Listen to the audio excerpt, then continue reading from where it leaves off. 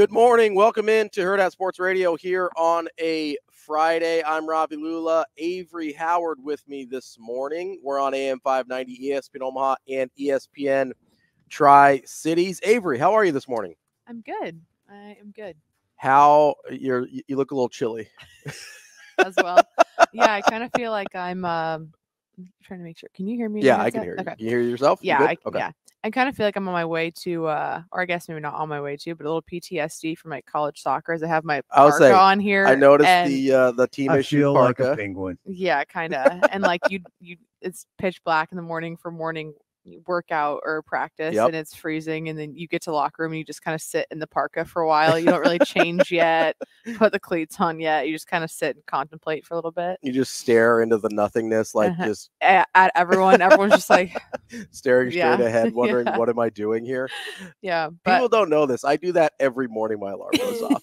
Every morning, my alarm goes off at like 5 o'clock in the morning, and I'm like, "What am I doing with my life? Why is this happening? Yeah, why is it pitch black?" And then 30 minutes later, I'm ready to go, and I'm like, all right, let's go. But there is that. You need that time to just settle in and be like, why is this happening to me? Yeah. I grabbed the parka out of the closet this morning. I was like, all right, we're doing this. Yep, we are on. If you're wondering, we're on day 3 here without heat in the venue. Don't worry if you want to go to Hurrdat Sports Bar and Grill. That side of the building has heat. The part where we do a radio show does not have heat, so that is why we're still. We're not doing this show outside, thankfully. But we're at, I believe, 58 degrees in here this morning. So staying nice and toasty. Yeah, you could say.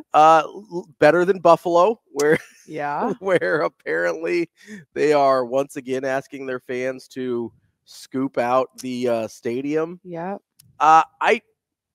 I'll be honest, I don't understand the mindset of people that's like, you know what? Yeah, I'm gonna go volunteer for this. Now I think they get paid a little bit. $20 an hour. Which is not bad. That's like a nice little chunk of change. I think that's what I saw. I think they also get like a sandwich or something, which is okay, sure. I gotta be honest, I would need a lot more than that to volunteer to shovel out a stadium. Yeah, I don't know. It's interesting. I never been to Buffalo, so maybe someone from New York can attest to this. But if the cold is anything like it is here, I'm out. No, 100%. But if it's like I don't know if it is. Like I said, someone would have to help me out here. But if it's like a Colorado cold where the snow's on the ground, you can enjoy the cold, and it's not like it's like 32 degrees numbing. Outside. Yeah. Okay, I don't know. Yeah, I can help you out. But well, let's look it up. Let's see what the Buffalo weather is like. Like, what does it feel like? That's what I need to know. So it's 23 degrees air temp right now, it looks like. So that's not terrible. It's going to get up to it's going to get up to like 24 today in Buffalo. So it's not like it is here. That's not terrible. Yeah. But it's not warm. No. I just don't understand the mindset of like, do they just want to be on the field that badly? Is that? Yeah, I guess I think that appeal? there's an appeal to it too. I think it's probably that. And there's just like, some of these, I did see some people talk about this in Kansas City last week, that because the ticket prices dropped to where they did, people that can't always afford a playoff game, like this was their big game to be able to enjoy it. And obviously it was freezing, but they got to watch the Chiefs actually play a pretty good performance. For sure. There was that balance as well. So unfortunately it was kind of a big sacrifice, but I know there's probably a group of people that this is their everything, whatever their team is. Sure. This is a big shot for them to go be in the environment and the atmosphere and stuff like that. So I'm sure there's that draw as well. See, this is why I'm a basketball fan. You never have to go to an arena and scoop it out. Nobody asks you to do that ever. No, I was trying to think. I was like, is there a team that I would do that for? And I think the answer is no. I don't think I would. Okay. Would you go scoop out like the Chiefs? Are you going to help them out? Probably not the Chiefs, no. But I don't know. If it was like dire need, I don't know. Would you go help out? I know you're big Nebraska football, right? Like that's like your yeah. Only thing is I know that like 400,000 million people would jump in line before I even said sure I'd help. So I don't know if they need me, but fair enough. That's fair enough. We've got a good show for you on tap today. Coming up in a little bit, we will talk to we'll talk a little college basketball with Brian Burton. He's an analyst for ESPN and the Field of 68. At 8:45, we'll talk to one of my favorites, Cynthia Frelund from the NFL Network, previewing the NFL weekend. And then, of course, we've got our Friday regulars, Mike Sautter, our very own here from Hurrdat Sports, covering Nebraska basketball and all things preps. And then we'll wrap up the show at 9:45 with Matt Vrzal, former Husker, to wrap up our week. But before we get to any of that, kind of speaking of fan bases here, I was, we're talking to Cynthia later, and she's a huge Lions fan, right? And so I was like, if the 49ers don't make it, which I hope they do, and the NFC's kind of falling apart a little bit, so I hope they do. But if the 49ers don't make it, I think I could deal with the Lions having some success, right? Yeah. They're long-suffering fan base. Yeah. They're really not annoying. No. Because they don't have anything to brag about. No. So they're a very easy fan base to get along with. And they, even last week after they won, they weren't like, I told you so, or nobody believed in us. They were just, I'm so happy. Yeah. So I could root for the Lions a little bit. I could deal with them. I was trying to figure out, of the teams left, who I would least like to have be successful in the NFL playoffs. And I think it's the Packers. Yeah, that's fair. They're the most annoying ones left, right? That's great. I was really concerned we were going to go with that one, so I'm glad that's the direction you went. Who do you think I was going to say? I thought you were going to say Kansas City. So I know a lot of people think Kansas City fans are annoying. Yeah. I understand that. We had a long waiting period. Yes, I will say. And people forget that a lot. Chiefs fans did go from like 0 to 60 really quick. Really quickly. Like they went really quickly. They went from long-suffering fan base to how dare you ever doubt us, and like super annoying really fast. So I get it. I get the annoyance. Yeah, with Kansas I do City. too. But I really like Patrick Mahomes. Yeah. Naturally. I love Andy Reid. Yeah, I know. I am a huge Andy Reid dork. It's hard not to like, honestly. He really is. He's pretty even keel. He doesn't really insert himself in much of anything. No. And he just does not take himself too seriously. No. And he's a very smart football mind that like you can't, it's hard to argue with. He's an incredible football coach. Yeah. When the 49ers played the Chiefs in the Super Bowl, 2019 season, it was the 2020 playoffs. I was actually okay that they lost to the Chiefs because I wanted Andy Reid to get a Super Bowl that badly. Yeah, in KC. And I was, well, not even just I just thought, I was like, hey, he's too good of a football coach not to have a Super Bowl. Yeah. You kind of have those guys, whether it's, you get players a lot that, end up without a championship or whatever, people bring up like Charles Barkley a lot. Like he was too good not to win a championship, whatever. That's how I felt about Andy Reid. I was like, I really want Andy Reid to get one. I figured Patrick Mahomes would have plenty of opportunities, so I wasn't super worried about him. But after all the like near misses in Philadelphia, I was like, man, Andy Reid really deserves a Super Bowl. Yeah. So I don't root against Kansas City, although I do get it. Yeah. Yeah, I understand. I just, every once in a while people are like, you guys are just never had. I'm like, whoa. Whoa, we sure have. But everyone also forgets, well, I think that doesn't help that the time that the Chiefs were starting to kind of turn their corner was right after the Royals had their 2 back-to-back things. So everyone's like, you guys haven't had to wait for anything. I'm like, oh. Time out. We're going to go back one more time. Let's rewind a little bit here. 100%. So, and the Royals had their, we saw it climbing, we hit the climax, and then we fell off the mountain. Yeah, we did. So the Chiefs really picked it up and whatever. But so I can understand why people get annoyed too. But as a child, it was like, we're gonna go to a Chiefs game with your brother's football team and be like, oh, can we just watch it at home? Where now it's like, oh my God, that's going to a Chiefs game. Yeah. Let's go. What was that? Was that like this is probably too early. That wasn't like the Trent Green era, was it? It would have been like my childhood era was like Trent Green, and then it kind of rolled into Alex Smith. Okay, but then there was like a handful of randos in between there. Yeah, a little bit, and then like a Brody Croyle, I think it was potentially sprinkled in there at one point. Touchdown! Yeah. Thank you, Mitch. Yeah, he's incredible. I also really liked Alex Smith because he was a 49ers guy, and I was like, he didn't really get a great deal over there. So I always kind of rooted for Alex Smith as well. So yeah, he's awesome. I have a soft spot in my heart for the Kansas City Chiefs, although I do understand most people's answer would be the Chiefs. Yeah. I also think this is weird because the Bills are a long-suffering fan base. I also find them very annoying. Yeah, they're mafia. Their Bills mafia deal, like they act like they've won recently, and they have not won recently. Yeah. I also need them to stop telling me that Josh Allen is good, because I'm not sure that I buy it. No. I buy that he's good. They try and put him in the Mahomes category, and those are not the same thing. Yeah. I just can't deal with the Allen is, as good as Mahomes. I can't do it. Yeah, I feel like that one's tough. I will say when you look at the last 4 years now, it's basically been a Mahomes Allen showdown to get there. So I feel like for them that might give, and I guess it's not just Bills fans, this is a lot of people, but they get in that conversation a lot. So I think it might just start to feel bad because we're talking about these 3 or 4 quarterbacks in the same situation constantly. They're the same. I get it. They're not the same. We're gonna do this thing again. We're gonna keep it. I can't emphasize to you enough how they are not the same. Yeah.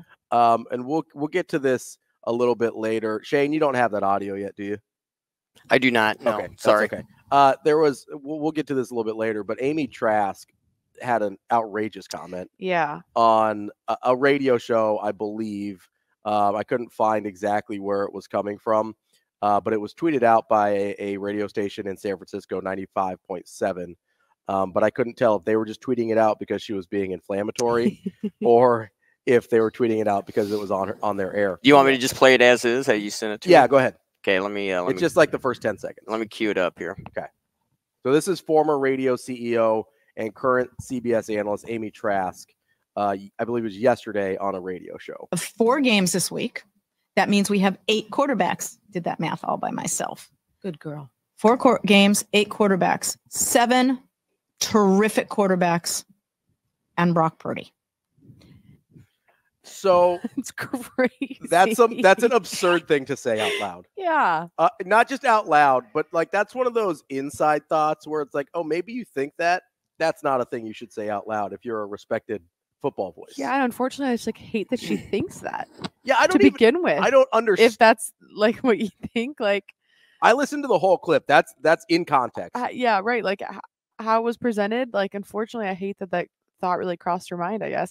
I mean, I understand where people are coming from. That it's you weren't the top blah blah blah quarterback, and so when we mean 7 terrific quarterbacks, sure, but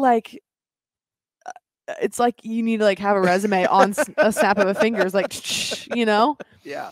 Well, I have a really hard time with this because she goes on to say, she kind of hedges herself a little bit. She goes on to say, it's I don't think he's bad. I think he's a good quarterback. I just think the other 7 are better, which is a wild take. Yeah. Because I tweeted this out yesterday. Yeah. Tell me if I'm crazy or not. Because I had a little pushback on Twitter, but I'll go look at it. One of them was from a Oklahoma homer for sure. So I don't really care about that one. Shout out Oklahoma Tyler. I know you're probably listening, but that I said there is not a team you could take the other 6 if you want. Yeah.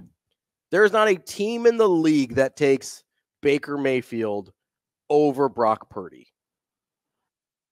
I was looking at the other, maybe a Jordan Love or something even. Before I'd say.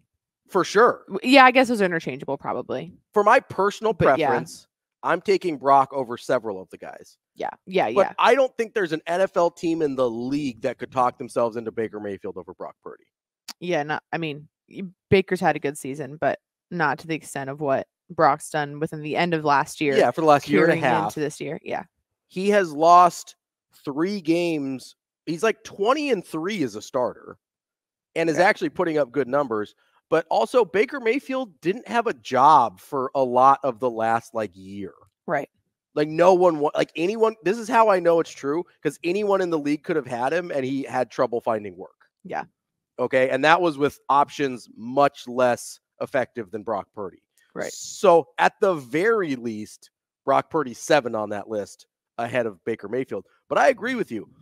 Jordan Love's had a nice year. Yeah. I'll take Brock Purdy over Jordan Love. I'd say even Jared Goff. I agree. I've got him over Jared Goff as well. Now that's where it's okay, after that, a lot of it's preference, right? Personally, obviously Mahomes and Lamar are no questions, right? They're ahead of everybody else. I know a lot of people are going to put Josh Allen up there. Josh Allen's a turnover machine. Yeah. He is a turnover machine. He's had, I think, 18 interceptions and 4 lost fumbles. So you're talking about 22 turnovers. And I think he's in the neighborhood of 45 touchdowns. So it's basically For every 2 touchdowns, you have a turnover, which is not a good ratio. Not in today's NFL. No. We're not talking about like your Bradshaw 70 Steelers or whatever, where you could throw a pick for every touchdown you throw. That's not how it works anymore. Josh Allen, yes, talent-wise, he's better than Brock. I'm not sure he's as good in the 49ers system as Brock is. Like, if you switch their places. Yeah, I think Brock works for the 49ers because how the 49ers work. Yes. Now, are there places where he wouldn't be as good? Absolutely. Yeah. And if you switch like C.J. Stroud and Brock Purdy, maybe C.J. Stroud's better. Yeah. Right? And if you put Brock Purdy with the Texans, maybe he's not as good. Yeah. But there's at the very least 3 quarterbacks on this list that I'm not taking ahead of Brock Purdy. Yeah. And you could probably talk me into like 4. Yeah. Someone says, tell me J-Love wouldn't be smacking fools with Debo, Ayuk, and CMC. Yeah, I don't think that's true. I don't think the way he processes the game is as effective as the way Brock Purdy does. Yeah. Because we've seen other we saw Trey Lance. We saw Trey Lance try and do this, who's physically way better. We saw Jimmy Garoppolo, who is physically really talented. Yeah. There's a lot of, this isn't a system that everybody works in. Yeah. We've seen that. This isn't one of those things where it's like, oh, you just plug and play. Also, by the way, we never had this conversation with Kurt Warner. Mm-hmm. Everybody was okay that he had Isaac Bruce and Marshall Faulk and Torrey Holt and Azakim. Everybody was cool with it. And, oh, by the way, the most innovative offensive system at the time with Mike Martz. Yeah. We were all okay with that. Mm-hmm. Yeah, he's great right out the chute. Undrafted, Arena League guy, no problem whatsoever. Wins the NFL MVP his first year in the league. I get he put up great numbers. I get they went and won the Super Bowl and it was terrific, right? How was that any different than what Brock Purdy's doing? Mm-hmm. Yeah, it's not to discredit the guys that are on this list and that are left, because it's not that they're not talented. I like Jared Goff. Yeah, I think it's just that for the resume and the body of work that Brock Purdy has put together, it's hard to say there's 7 terrific guys and then there's this guy. Good luck to the 49ers. We're the 49ers right now are most highly projected. Yeah. With Mr. Irrelevant. So I think that's the part. I don't know. So it's an interesting conversation because it kind of feels like a wild statement. Obviously, he's not in the same draft class and ranking as the other guys, but outside of that, he's winning football games and getting his team further in the playoffs. And I mean, okay, so we'll talk about some guys that got kicked out of the last round. Are you taking Brock Purdy over Dak Prescott? Because I would. Yeah. Would you take and this one's harder, but Brock Purdy or Jalen Hurts? See, that's my tough. That one's tough, right? Yeah. But it is a conversation. Yeah. That's where so that's why that statement of there's 7 great quarterbacks and then Brock Purdy, I don't know what she was smoking. Probably whatever she was smoking the same time that when she saw over the draft of Jamarcus Russell with the Raiders. Because that was on her watch. So I don't know if we maybe trust her with quarterback evaluations so much. 4 games this week. That means we have 8 quarterbacks. Did that math all by myself. Good girl. 4 games, 8 quarterbacks, 7 terrific quarterbacks, and Brock Purdy. I mean, listen, if you want to lose games in the playoffs, that's fine. I'm going to take Brock Purdy. Yeah. That's fine. Tiger Shark Diver says, I wish Brock's brother was good at football. Specifically quarterback position. He might be. We don't know. It's just not going to be at Nebraska. Yeah, that seemed kind of harsh. Ouch. He might be good at football. We don't know.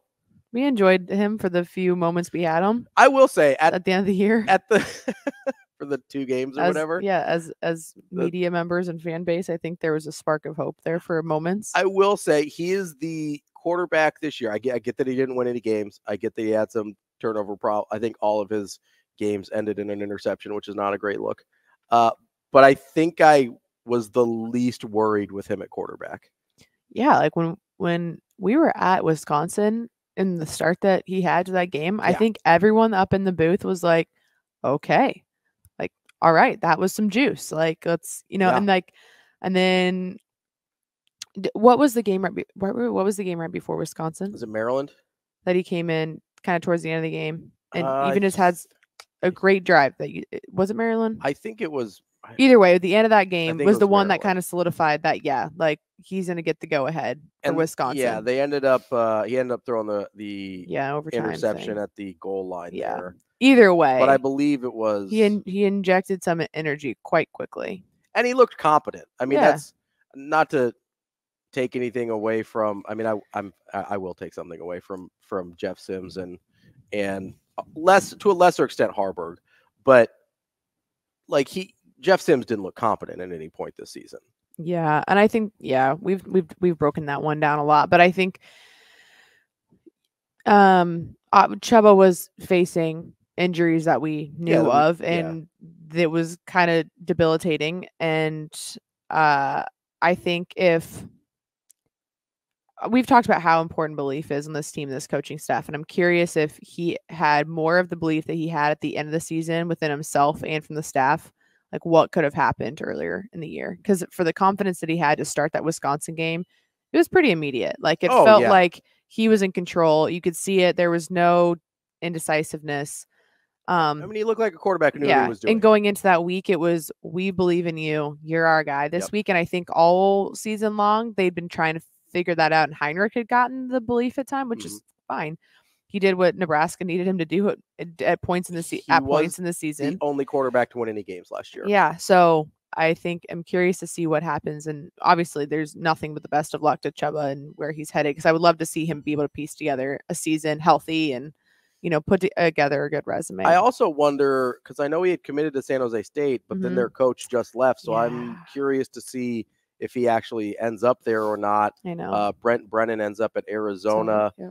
The Purdy's are from Arizona. Maybe he follows him to Arizona. I hope he does well though, because I liked Chubba here at Nebraska. I wasn't a huge fan of him when he was at Florida State. I do think he got a lot better when he got to Nebraska. So we'll see here. But what I do know is that Brock Purdy, not the 8th best quarterback in the playoffs left. I can say that with confidence. Yeah. And I know that TK is blowing me up on Twitter over here. I don't buy it. I'm taking Brock Purdy over Jared Goff every day of the week and twice on Sunday or Saturday in this case, as the 49ers play on Saturday. Yeah. Tomorrow in 62-degree weather. Oh, I am gonna be real jealous watching that one. Coming up, we've got some college football news that I want to get to. A lot of people go to college for 9 years, and mostly they're tight ends from Miami, apparently. We've got that and more coming up next year on Hurrdat Sports Radio. AM 590 ESPN Omaha, ESPN Tri-Cities. Welcome back to Hurrdat Sports Radio here on AM 590 ESPN Omaha, ESPN Tri-Cities. We're also on Twitter, Facebook, and YouTube. If you want to join the video stream, you can give us a call at 888-638-4876 on the Warhorse Sportsbook hotline. I gave it a little tease before the break. I'm Ravi Lulla, Avery Howard here with me, Shane Schillerberg producing, about a Miami tight end that has made national news, which is kind of funny because he hasn't produced that much on the football field. I don't know if he's good or not because he's barely played. Yeah. But Miami tight end, Cam McCormick, Miami Hurricanes tight end. If he was a Miami Dolphins tight end playing for his 9th year, it wouldn't be that big of a deal. But Miami Hurricanes tight end, Cam McCormick, has been granted a 9th year of eligibility by the NCAA. 9th year. That's the number before 10. I want to make sure I'm clear before here. A decade. We are just shy of a decade here of this man being eligible for college sports. I want to make sure you're not thinking you're hearing me wrong. I did say 9, as in the number between 8 and 10. Yeah. That's a long time to do anything. Yeah. I've never had a job for 9 years. The longest I've ever been at any place is like 6. Okay. Yeah. As an adult. Yeah. 9. He was in the 2016 recruiting class. Yeah. We mentioned this off air in 2016. Who else was in that recruiting class? Well, yeah. I find that 2016, I was a sophomore in high school. I'm now out of college. This man's still doing it. Okay. He was with Jalen Hurts. One of the Bosa brothers. Hold on. Nick, I think. Yep. I just had it right in front of me. Justin Herbert, right? Yep. And Rashawn Gary. Justin Herbert was literally in his recruiting class at Oregon. Yeah. And is a well-established NFL player now. Just saw the rest of it. Yeah. Rashawn Gary, Jalen Hurts, Nick Bosa are the 3. And then I think you just said Justin Herbert. Yeah. He was in that class at Oregon. he is still in college. In 2016, I was still more than a year away from my first marriage ending. Like we're a whole ass marriage ago for me in 2016. That is so long ago. Crazy. Well, and the amazing thing is too, I mean, if you think about it, how many different teammates has he gone through? I mean, you're talking what, 3 full different teams? Basically, yeah. I mean, that's incredible right there. He is this will be his 9th year in college. Yeah. At this point, he's got to be like in a PhD program, right? Like, how else does it work? I was just going to read this off because this was the first question we had, and I'm sure everyone else has the same question. How is it possible? So 2016, he was a red shirt. Yeah, he was a normal, regular red shirt. Yep. So then 2017 was his red shirt freshman season. And he played in 2017. And then in 2018, he had a season-ending injury. Okay. So that marks his season-ending injury. I'm gonna got a tally. Okay, you got it. Yeah. And then 2019, he missed the entire season due to injury. That's 2. And then COVID happened. That's an extra year, 3. Yep. And then 2021, he had a season-ending injury. That's 4. So we have 3 season-ending injuries at this point. Plus COVID. Yep. Now we're at 2022, and he did play as a senior in 13 games. In 2023, he was granted a year of eligibility because he transferred to Miami. Mm-hmm. And then now we're at 2024 where he is granted that year of eligibility. Yeah, so we're going to do it on the fingers here if you're watching on. So we've got regular redshirt year, season-ending injury, yep. COVID, yep. season-ending injury. Yep. That is actually take that back. The last one is because he transfers, it says granted year of eligibility because transfers to Miami. So I don't know what that means. How does that work? I don't know. I mean, CBS Sports is the outlet here, so I don't know. I've never heard of that before. Unless he was there a thing where if you did it? No, that wouldn't be it either. Yeah, because you used to have to sit out a year when you transfer. Yeah, but that's not it. That. That's no longer. Unless he was still. Yeah, I'm out of reasons on that one actually. So, however, that kind of goes to my point though, or one of my points here. Is that the NCAA makes almost no sense. Correct. Because, and this is, I don't know if this is like a conspiracy theory or if it's just whatever. I feel like they grant more eligibility to guys that don't impact games. I was just going to bring that up because I would love to see this guy like go off in 2024 so he can like get what he needed out of this because he's had 3 season-ending injuries, and I would say after the second one, I unfortunately have to make the hard decision to hang it up potentially. Yeah. I'm curious what they are, because hopefully, like he's okay. Well, and I think one of them, the way it was written, it sounded like one of them lasted like 2 years. Okay, so I'm assuming maybe that's what happened here. Yeah, I think he had one, and then there were complications with that one, which is very understandable. Yeah, so I also think that factors into why the NCAA was like, hey, this was all one injury. Yeah, understood. So I think that's part of it. Right. But it's interesting because what I said is I hope that he does get what he needs out of this year to like maybe like find some closure. Yeah. Because one of his things is he says I just love really being a part of a team, and those injuries have hindered that. And so sure. But I think we've heard so many guys that are just trying to find that 4 or 5 years of the eligibility clock that you get that literally cannot get a waiver. And it's like, for like legitimate reasons. Yeah. Too, And it's like hard to figure out why they wouldn't be able to. And obviously I'm looking at this list in front of me, and I see where the exception comes in at times, but yet it's so hard when you see 9 years, and then there's guys that are looking just for that 5th or 6th year. Yes. Or even just a full 4 or 5. Yeah.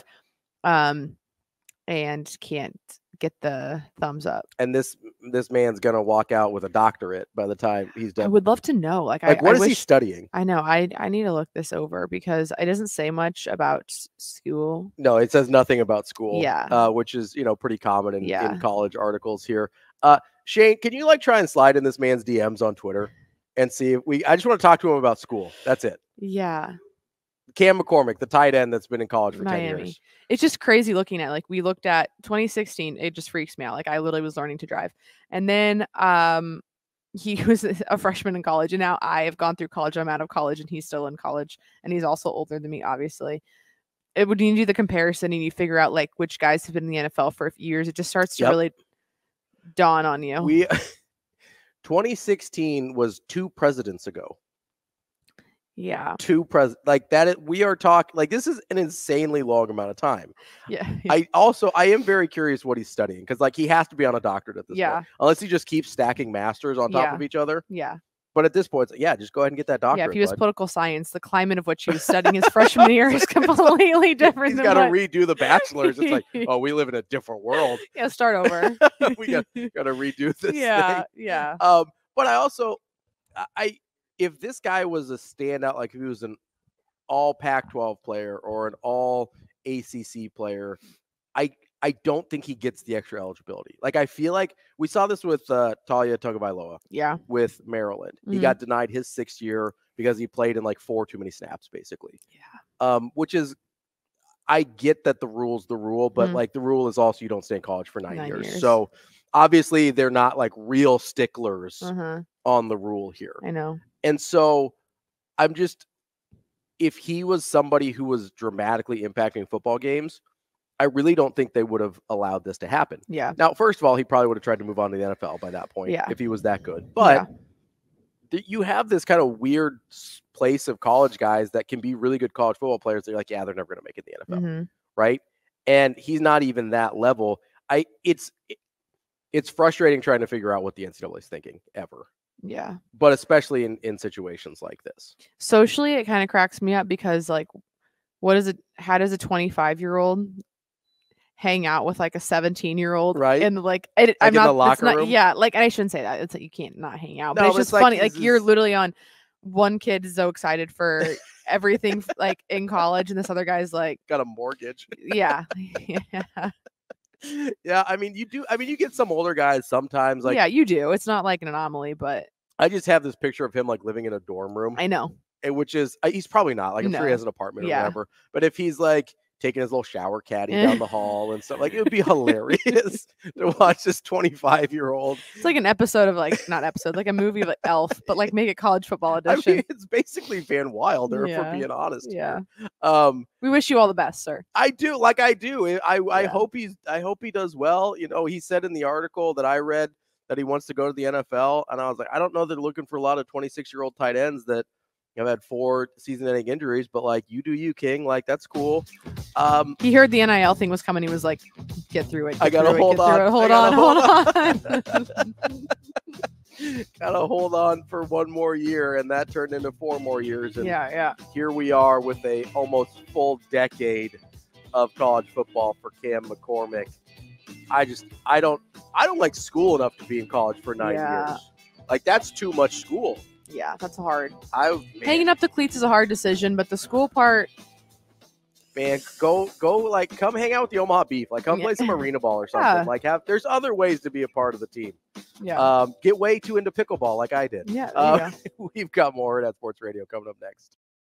Wrapping up hour number 1 here on Hurrdat Sports Radio on AM 590 ESPN Omaha, ESPN Tri-Cities. We're on Twitter, Facebook, and YouTube. I'm Ravi Lulla, Avarie Howard here with me on a Friday.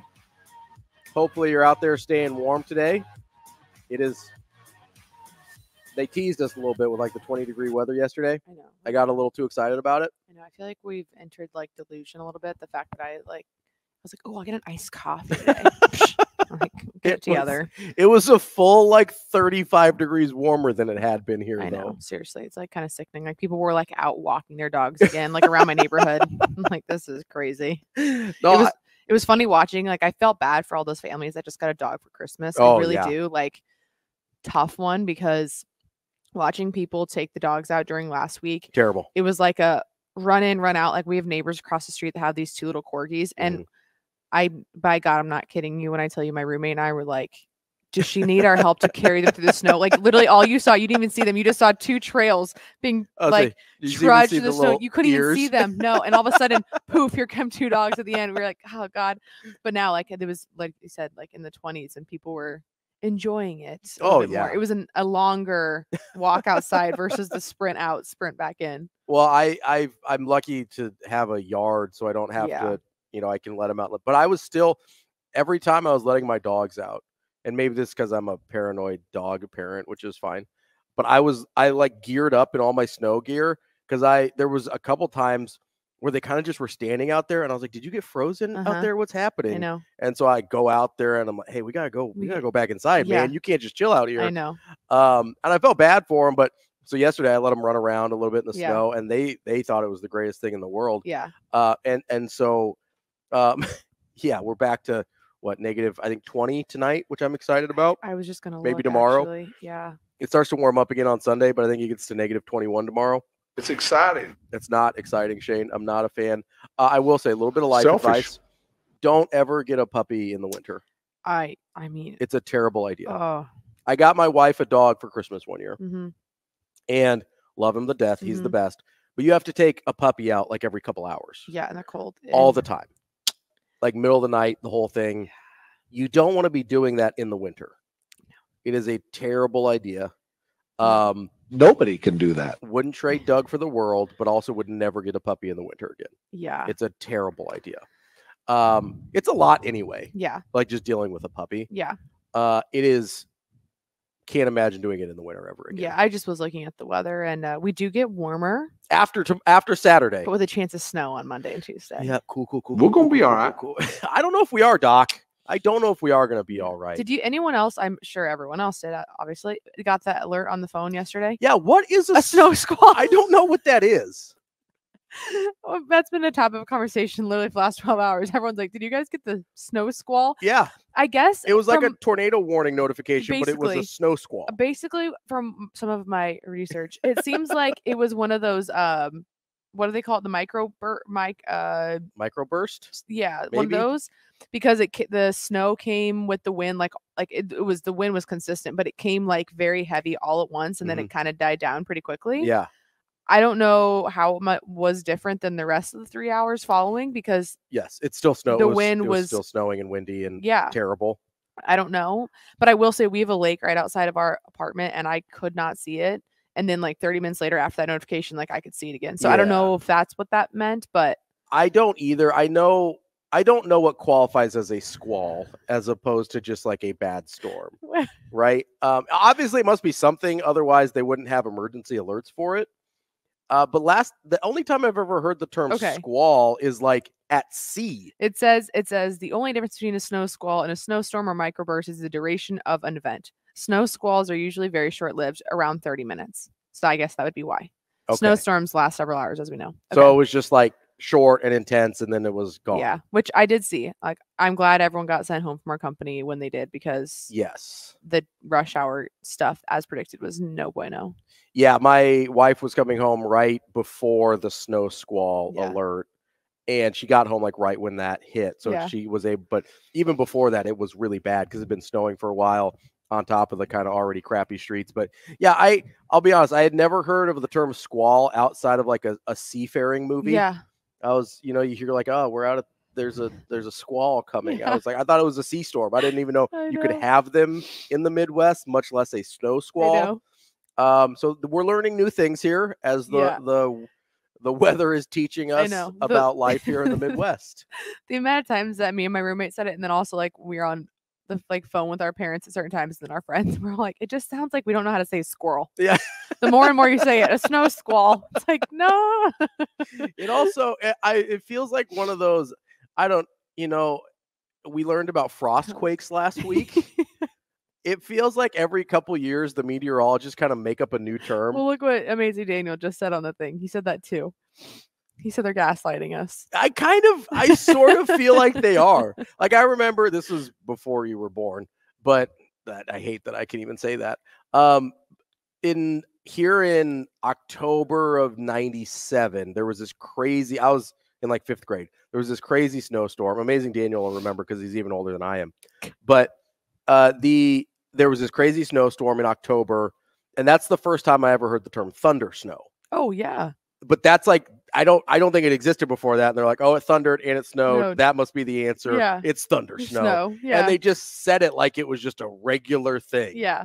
It's like, no, you can't just make up terms like frostquake and thunder snow and expect me to accept it as just this thing that's always existed. Uh-huh. Like, I don't know if they're trying to like Mandela affect us here or whatever, where it's like, no, we've always had thunder snow. Yeah. It's like, no, you don't. Don't. I remember when you invented it.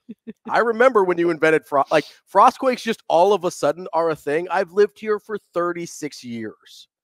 I remember like 30 of them pretty well.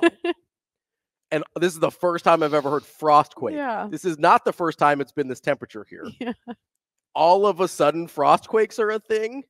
Sounds like it should be like a Dairy Queen blizzard. It really does. It sounds delicious, by the way. It's like frost. It's like a fudgy frost, like blizzard deal. Yeah. I don't understand. Like, maybe they're learning things about the weather, but also I've never heard the ground like crack and yell at me the way it did during the frostquakes either. Yeah. I don't know what's happening. It's very disconcerting. Yeah. And I don't appreciate it. Yeah.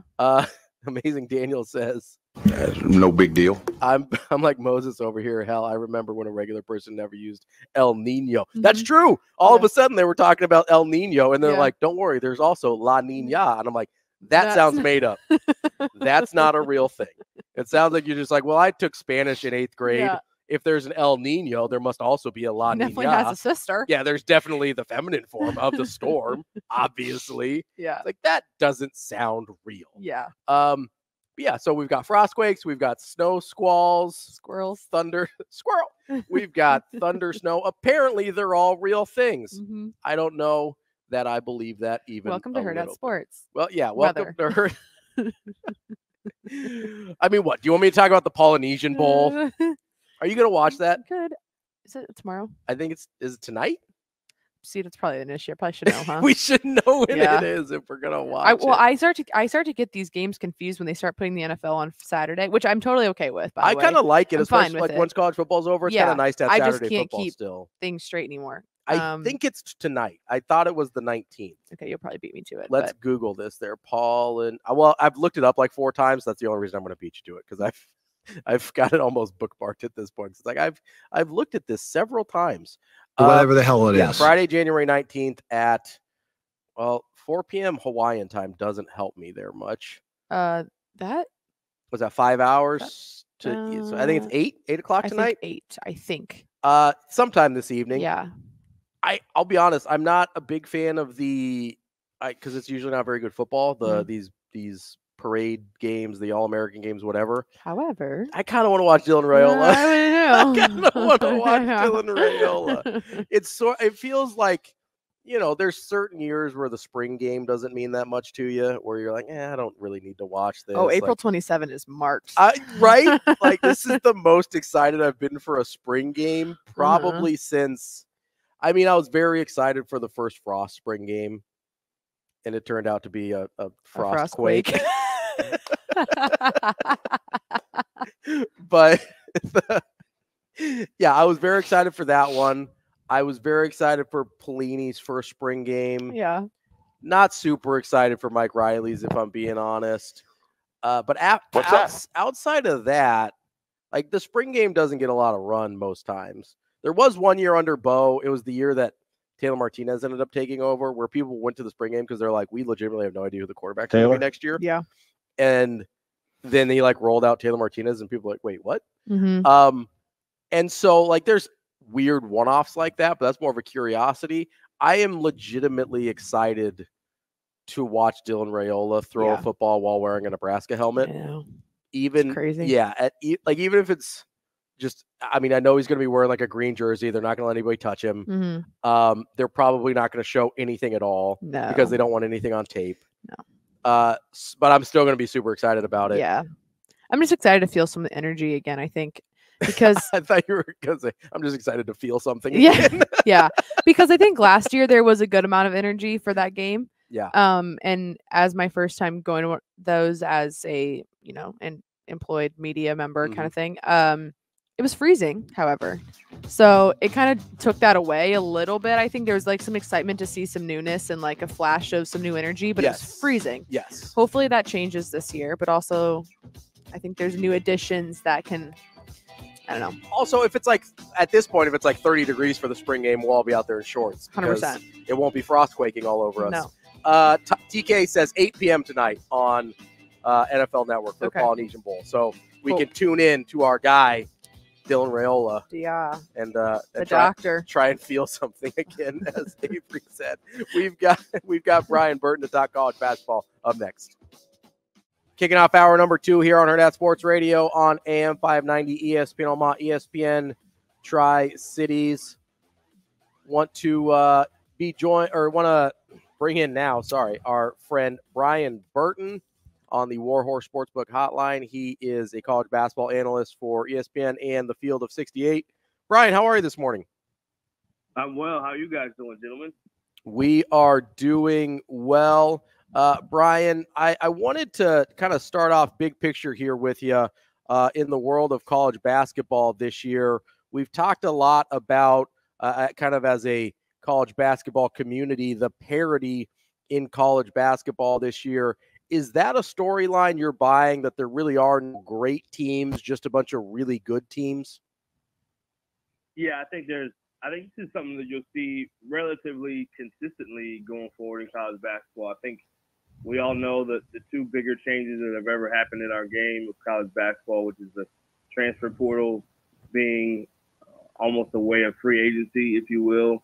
The one-time transfer has now become the 2- and 3-time transfer, it sounds like. So kids are going to be able to leave on a regular to go to different schools. So I think that part, and then the NIL portion as well, just, kids wanting to be enticed to, possibly make money that can change their lives in some ways, the same way coaches do. So I think because of that, you have so much change, you have so much talent that is across the board, that is at levels that normally would not have been able to be at those certain levels. So I think parity is going to be a thing. And I think even though you have teams like Purdue and University of Houston, or people that have a lot of players back that are building around that continuity, I think that is a big formula to be great. But I think because of the variance of talent that is spread across college basketball, I think this is going to be a common thing going forward that you'll see in college basketball.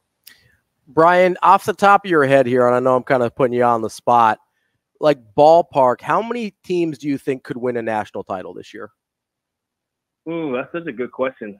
I think that 10 or 15 range, even though that sounds like a lot, I think, there's always those teams that emerge. You think about UConn when they weren't necessarily a favorite team when they've done it twice now, where they kind of got hot in the Big East tournament. They're playing in such a battle-tested league that they get hot and then they make a run, and then next thing you know, they never look back. I think there's, even UConn, even last year, no one really expected for that to happen the way that it did. So I think that's one example. You think about the outliers that have almost done it. San Diego State last year, Florida Atlantic in the Final Four. You got the VCU story from a long time ago, and the Butler when Brad Stevens is there. So I think there's always going to be some outlier teams that just get hot because the tournament is that neutral floor. If you have three-point shooting, it definitely makes a difference in the tournament. If you have an elite defense, it definitely can make a difference. And if you have depth, and sometimes it's just a matchup. The tournament is not about the best team necessarily overall, because sometimes if you get a win and the other team upsets and you have a great matchup where you can be dominant, you just kind of get some momentum. And next thing you know, that momentum can be a really powerful tool to keep running. So I would say that 10 to 15 range, believe it or not. And I think that's kind of going to be a consistent thing until we have a dominant team. And I don't think we have a dominant team. We have some dominant players, but I don't think we have a dominant team in college basketball. With that being said, has any team surprised you or caught your attention that you may see being a front runner in a team that could surprise people down the stretch?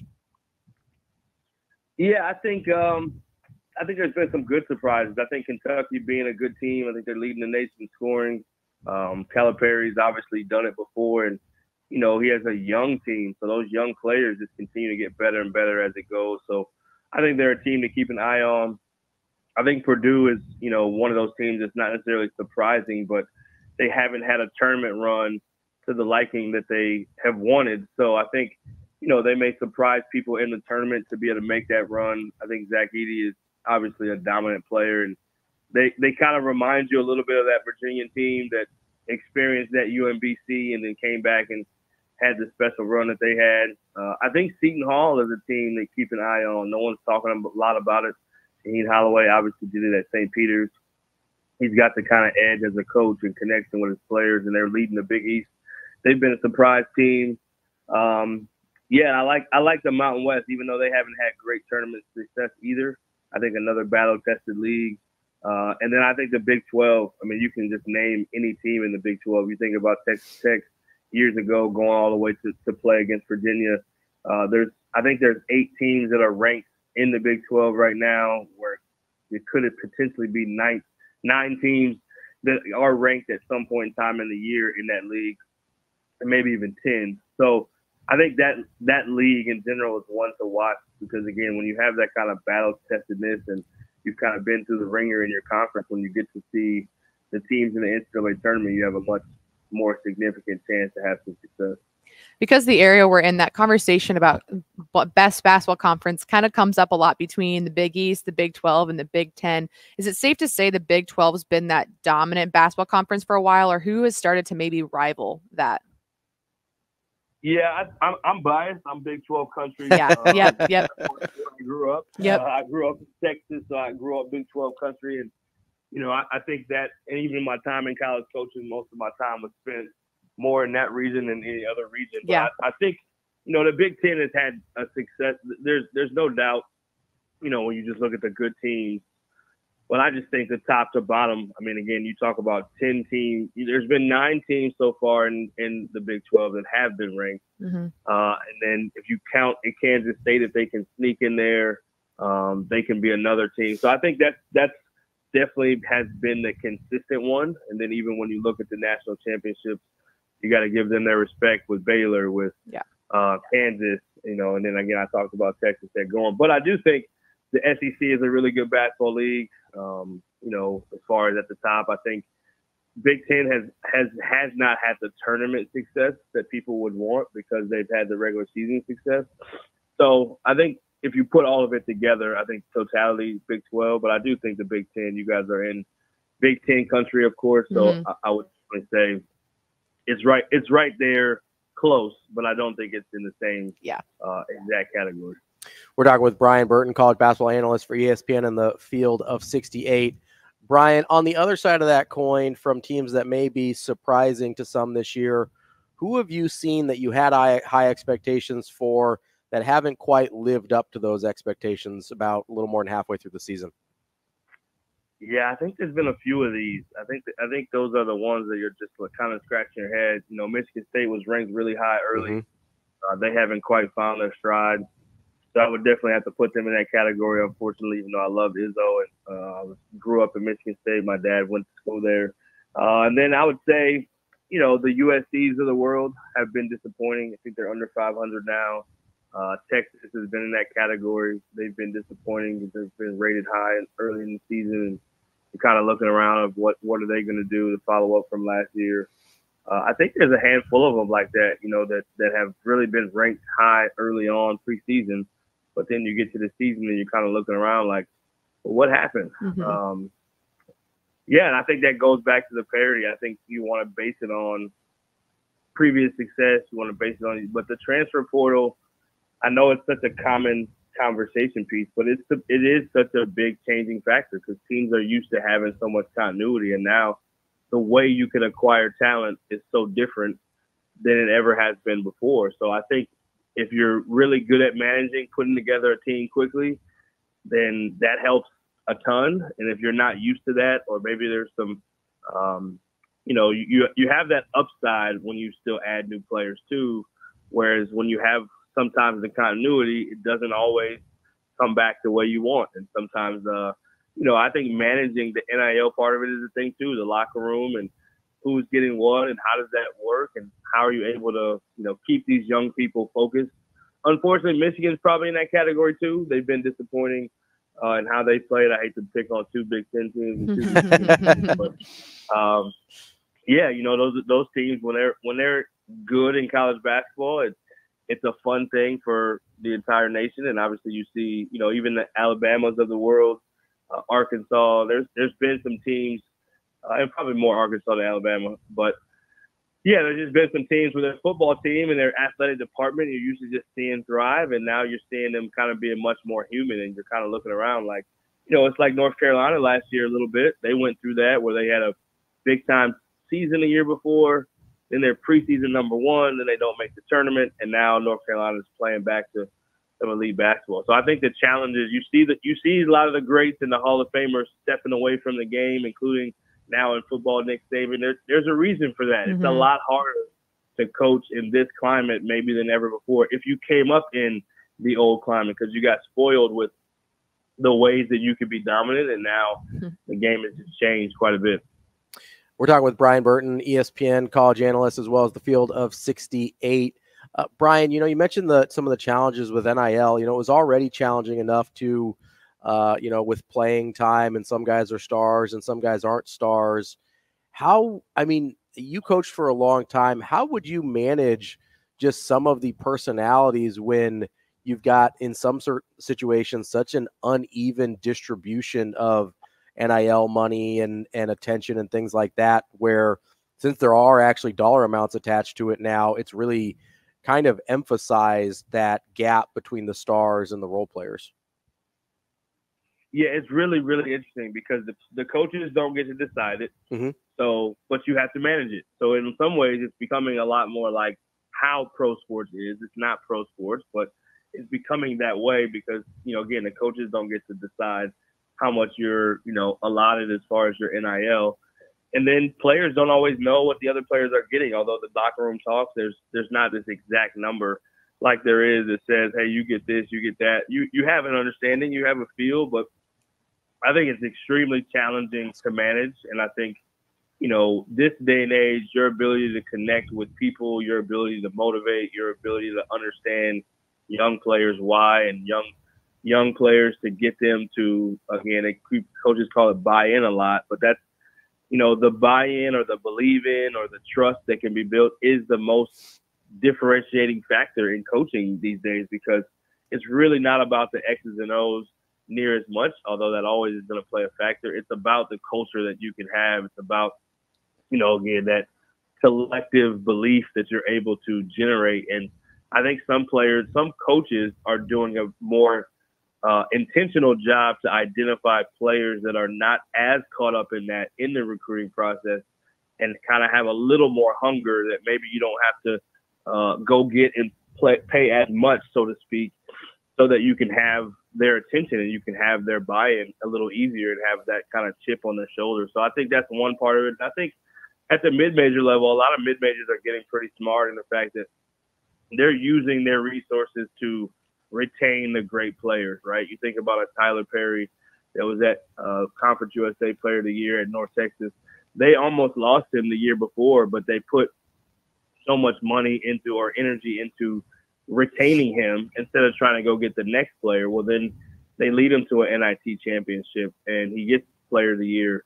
And then the next year you probably can't keep him, but that's okay. You know the shelf life to keep a great player at a mid-major is shorter, but you want to keep them for that one more year versus trying to go get the new guy from a new school that is going to be adjusting to your system that may not be quite the same fit. So it's challenging. Again, I think that's why a lot of coaches are trying to get out, and you see a lot more younger coaches moving up the ranks. You see kind of coaches that have been at the Division II or junior college level that are used to piecing together rosters. So it's an interesting time, but a cool time in college basketball. Yeah, because we're up in Nebraska, we do have to ask the question about the Huskers. We've seen the ups and downs of their season already, beating a Purdue, but then having, a tough loss at Rutgers the other day. Where do you see maybe the potential for this team? I know the fan base is hungry for an NCAA tournament appearance here soon, and the culture seems like it's there, but it's more or less the consistency that tends to be that question mark a little bit. Yeah, I mean, unfortunately, they can't play all their games at home, right? Yeah, right. The way that they play at home, they are one team. They are not the same team quite on the road. But yeah, I like the upside of the team. I think, again, you're playing in the Big Ten, so that gives you some confidence that if you can finish in the upper half, that you have a chance to make the tournament.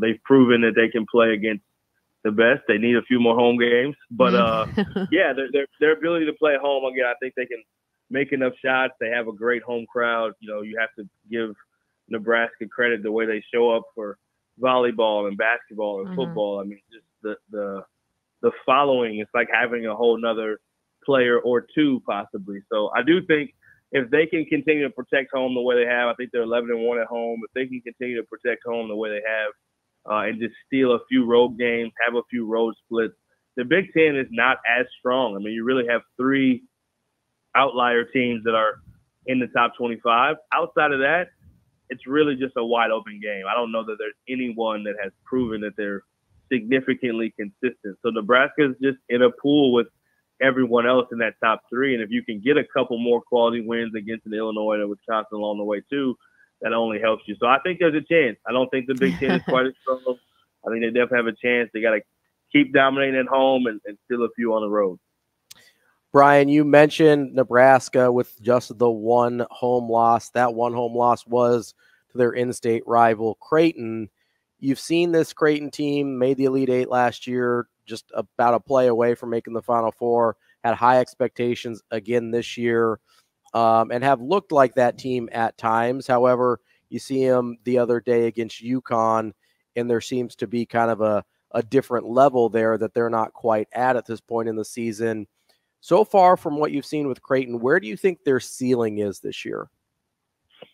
Yeah, I think there's they need another player to emerge. To me, it's kind of like Nebraska playing it on the road needs to be kind of their emergence. You know, for Creighton, I think they have probably 4 really good players in their lineup. I think the 5th player is kind of an out. They just don't know. It's an unknown to get a consistent 5th player in that kind of lineup. And I think the way they shoot the ball is it's too important to them being great. And again, that UConn game, you know, they're 23% from 3 and really didn't do as well as, you know, a typical Creighton team can do from 3.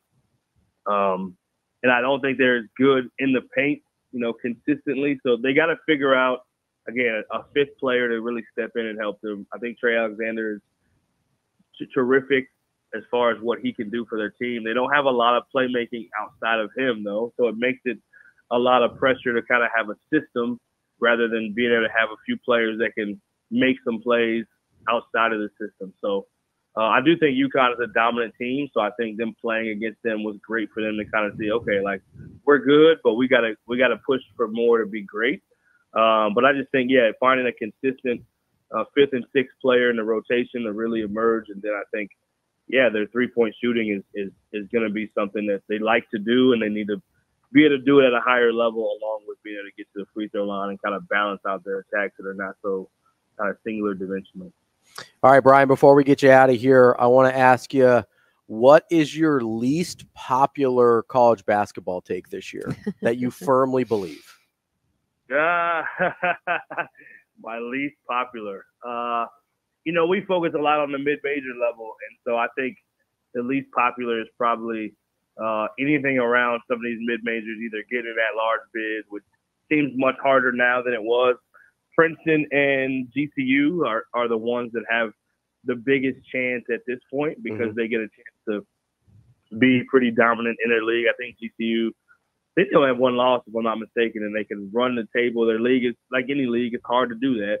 Princeton's in a similar boat. Both their net rankings are pretty high. So we're advocating for mid-majors to get a little more love. So I think anything that talks about a mid-major having a chance to either get an at-large bid or play in the second weekend is probably the most unpopular take because most people just like to talk about, you know, the Power 6 or 7 conferences. Brian, I will say, I think we're on the same page here because I firmly believe that a 23 or 24 win mid-major team should get the nod as an at-large over like an 18, 19, 20 win major conference team because the major conference team has already shown us what they can do, right? Like we didn't, I go back to the Trae Young Oklahoma team that was on 18 and 14 or something, right? Like they had every opportunity to win their way in. They didn't do it. Why should we give them another opportunity? So I think I'm on the same page with you there with the mid-majors. Yeah, I mean, I think you think of a team like, you go back to GCU. Stanford just had a huge win against Western Carolina. They're probably not an at-large team. They only have 2 losses, but they've won 16 games in a row. GCU's won 14 games in a row. I mean, when you get a chance to win 25, 26, 27 games and you don't get to see these teams in the tournament, I just think that's the unfortunate part about the tournament is that, you know, it's money driven. We all know it. It's a business. So it's hard in those last spots, those at-large spots to give, you know, mid-majors as much because of different financial reasons or agendas that may be behind it. But, man, as a college basketball fan, I think we all love to see how those teams can match up when they're on a neutral floor. And those are some of the best stories every year in the tournament. Everyone loves the Cinderella story, the St. Peter's, what was the team with Tobin Anderson last year? I know he's at Iona now. I'm drawing a blank on the team he was at. But, yeah, all these teams that are able to make these magical runs, I think even San Diego State making it to the title game, FAU making it to the Final Four. Everyone wants to see these teams have a chance. And I think with the transfer portal and the way that college basketball is now, you're going to see more upsets than you've ever seen potentially because there is more talent across the board. You're going to see, you know, again, Purdue loosen the way that they did. You're going to see these things happen much more often than you ever have. So I'm rooting for the mid-majors. I coached a lot of my career at that level, and I think it's a special level when you can have great teams at that level. So, yeah, I'm excited to see. I would say those are probably my most unpopular takes. I'll stick with it. I'll put my stake in the ground with it. Well, Brian, I'm right there with you. I grew up watching Creighton in the Missouri Valley, so I'm all about those mid-majors. Brian. Yeah, and shout out to Omaha. They're doing well in conference play. They're getting it going. Coach Crutchfield is in year 2 and getting a little bit of momentum, 3-2 in conference, and they're 8-1 at home. So I like what I see them doing. And Coach Crutch is an outstanding human too, so I'm glad to see them kind of getting some things going. Brian Burton, ESPN college analyst, as well as the Field of 68. Brian, we appreciate your time. It was great talking to you, and hopefully we'll catch up again soon. Yeah, look forward to it. Thanks so much, and enjoy conference play. All righty, you too. That's Brian Burton. He is a college basketball analyst for the Field of 68, as well as ESPN college basketball. He does a bunch of games, as he mentioned, a lot of mid-major games for ESPN's coverage. So really appreciate Brian Burton with his time. He's coached everywhere. He was a Division I assistant for 15 years. Also coached some JUCO, which, by the way, I think JUCO is the hardest level to coach at. Yeah, because you're and you see it now a little bit with Division I, where you're kind of like rebuilding your roster every year to a certain extent. Yeah, but just because of the nature of junior college sports, you're literally rebuilding your roster every single year. Right. And the people that can win consistently at junior colleges blow my mind. I don't understand it at all. Yeah, across all levels. And you don't really have many guidelines. No, it's kind of the Wild West. It is. They tell kids, if you're going to go JUCO, it's going to toughen you up. Be ready for guidelines. It. Yeah.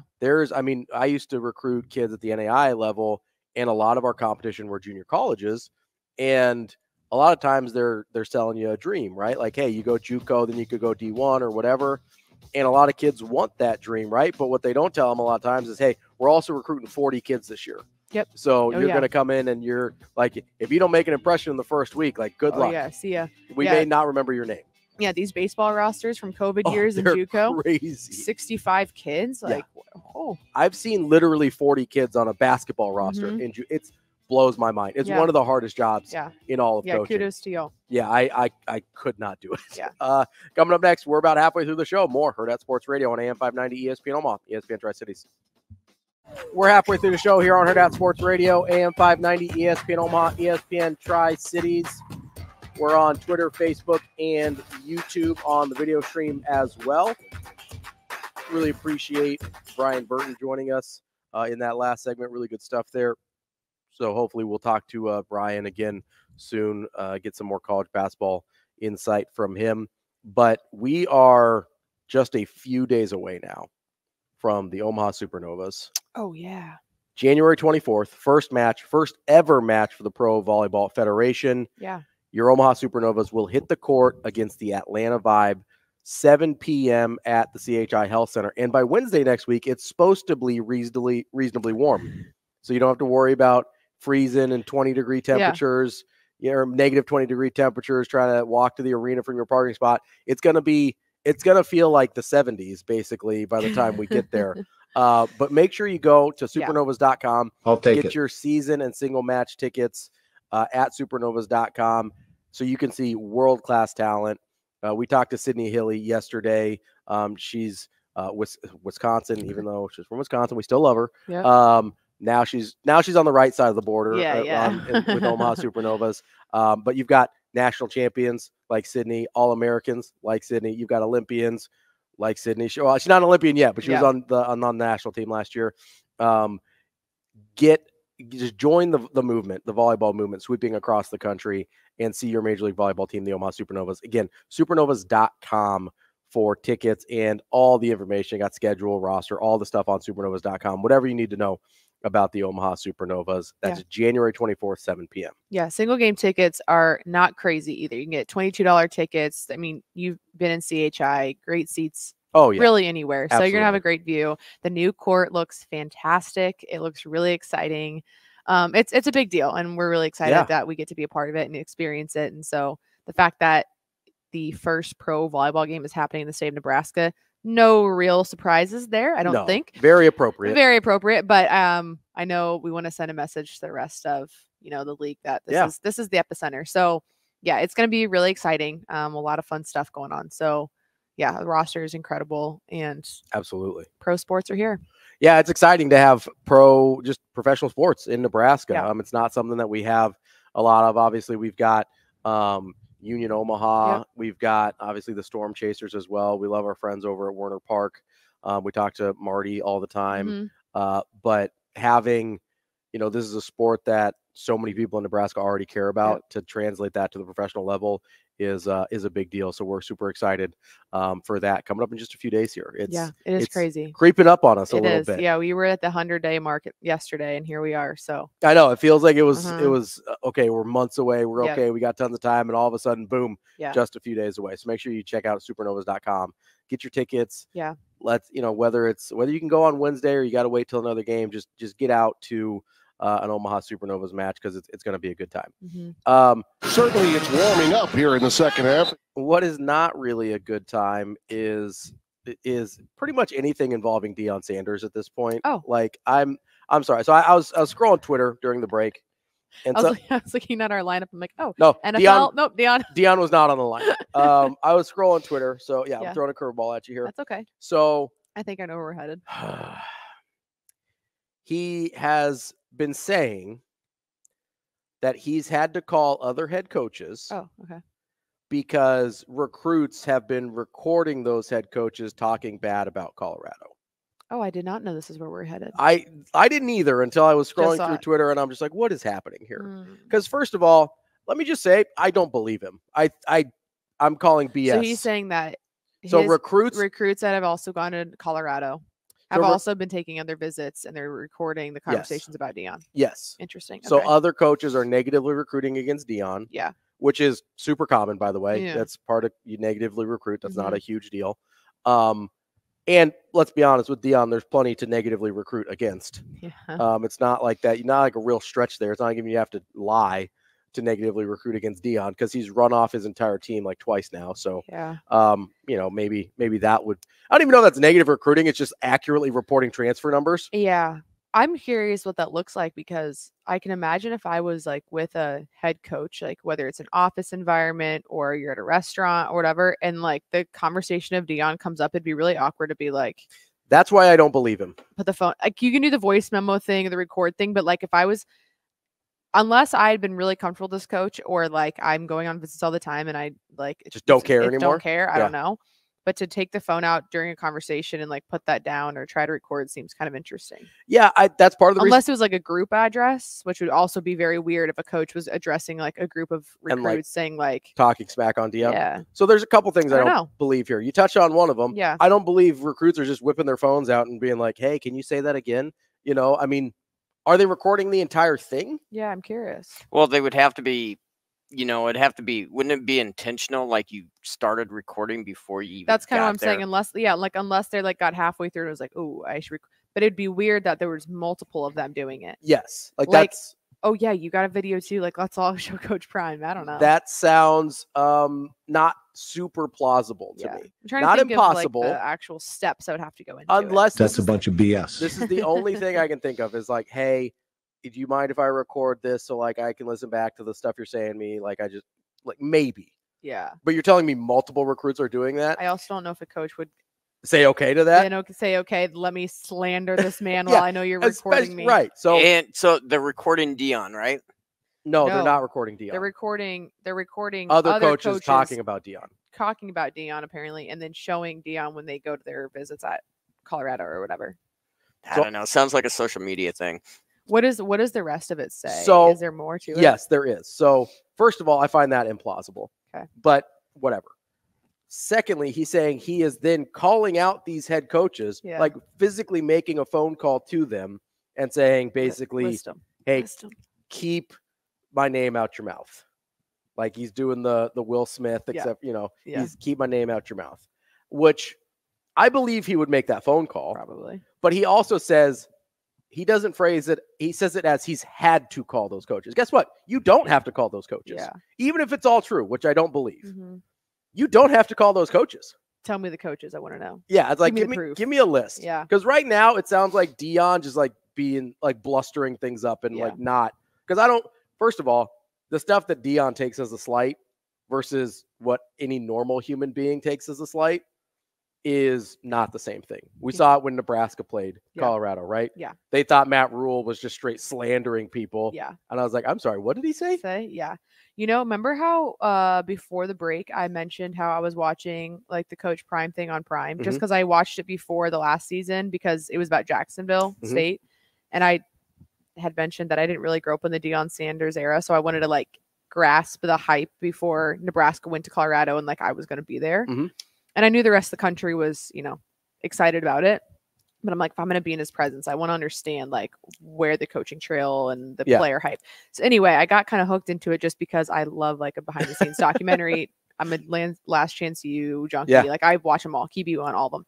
So I was excited to see a second season come out because I was like, that's cool. It'll feature like Nebraska's game. I want to see the behind the scenes of what actually happened. And I mentioned to you, I said, the Nebraska one comes out next week and I'm really excited. Well, as you know, now I have watched it. It does not touch on anything Nebraska. And it moved like right past that game. Actually, okay, it talked about how it was a home game. So they gave the hype at that first home game. And that was exciting. Like it was cool. I told my parents, it made me like feel something again about what it was like being in that game. Like I remember the energy. It was a 10 o'clock game and like it was awesome. Yeah. Like if you love college football, this atmosphere, Colorado or not, it was fantastic. Like you're like, this is what it's about. But afterwards, there was so much discussion about like how the handshake went. Shedeur talking about Coach Rule, all these things, right? Every other episode in this series so far has shown all the inside the locker room discussion. It's personal, that none of it was featured about the Nebraska weekend at all. Like nothing. They didn't show Shadeur's post-game conference, none of it, but they moved right to the Colorado State one. So I was like, okay, in my eyes, I take that as because Prime is a partial producer. He gets the final cut. I assume he was like, I let's keep that one. Yeah, because it was all made up. Yeah. At least that's how, like, obviously Shedeur said what he said. Matt Vrzal had his response. They could have included all of that because in the next one, the one with Oregon and the one with Colorado State, they include the other coaches' pregame speeches. They include what was said afterwards. Nebraska, game was over and it was on. They showed that Coach Prime actually got really emotional after the home game because he was like proud of like the crowd and like that the team won at home. Yeah. But there was nothing else Nebraska. Yeah, because Rule didn't actually say anything. Yeah. So that's why, I don't believe. Yeah. I don't believe this. It might just be like, hey, be careful going to Colorado. He might make you transfer out, which is true, by the way. That's an accurate description. And also, you don't actually have to call these people, even if it is true, Prime. Yeah. Like, you're spending a lot of energy on stuff that does not matter. Yeah. And I also don't believe it. I think he's lying. I just don't think it's true. I guess we'll find out. Maybe next year on season 3. I just want to see if these coaches are like, yeah, he called me. I want Rule to come out and be like, yeah, he called me. He called me. Cynthia Frelund from the NFL Network coming up next. Wrapping up hour number 2 here on Hurrdat Sports Radio, AM 590, ESPN Omaha, ESPN Tri-Cities. You can also find us on Twitter, Facebook, and YouTube. I'm Ravi Lulla, Avarie Howard here with me. We are joined now by Cynthia Frelund from the NFL Network on the Warhorse Sportsbook Hotline. Cynthia, how are you this morning? I'm doing great, thank you. How are you? Happy divisional weekend, the best weekend in the NFL. Well, happy divisional weekend to you as well. You are particularly going to enjoy it this week because your Detroit Lions are still alive. I mean, listen, it's been 32 years. Yeah. I don't even really have any memories of the last time they won a home playoff game. So it's pretty special. I've been getting lots of, texts and calls from everyone. And it's just ironic because the last time they won, you couldn't have text messaged anyone because there was no iPhone. So it's pretty amazing. You could have sent somebody a fax. That probably would have been the quickest way. Is it kind of weird as a diehard Lions fan to sort of see, because I find myself kind of rallying. I'm a 49ers fan, but I kind of am enjoying the Lions having their moment. Is it sort of weird to see it seems like a lot of people in the football world be like, yeah, the Lions. I think everyone loves, as a human, you can relate to this story of struggle and finally getting past some sort of roadblock that has impeded you for the longest sports drought in the NFL. Yeah. So I think that's just a relatable, loving story, right? And it's hard not to fall in love with the passion and authenticity that Dan Campbell brings to it. So I don't really think you have to necessarily be a Lions fan or whatever to relate to that story, just because it's such a human story to begin with. So I mean, I think a lot of that is part of it. I think it's really easy to, this Jared Goff overcoming, sort of being shipped out by this juggernaut of a team that went on to win the Super Bowl the next season. There's just so many narratives there that kind of relate to everyone's life. So, and by the way, Detroit as a city, still recovering from 2008. So, yeah. Just a lot of interesting things going on all at once. You mentioned Dan Campbell, and I kind of want to stay right there. What is it about him that has just really uplifted this team, this city, the belief in the Lions? He's really, like we just said, there's a lot of positive emotions towards the Lions, and I think it has to do with Coach Campbell himself. Yeah, we often see these coaches who, I think, obviously Coach needs to inspire people, right? Yeah. But it doesn't always feel as authentic for whatever reason.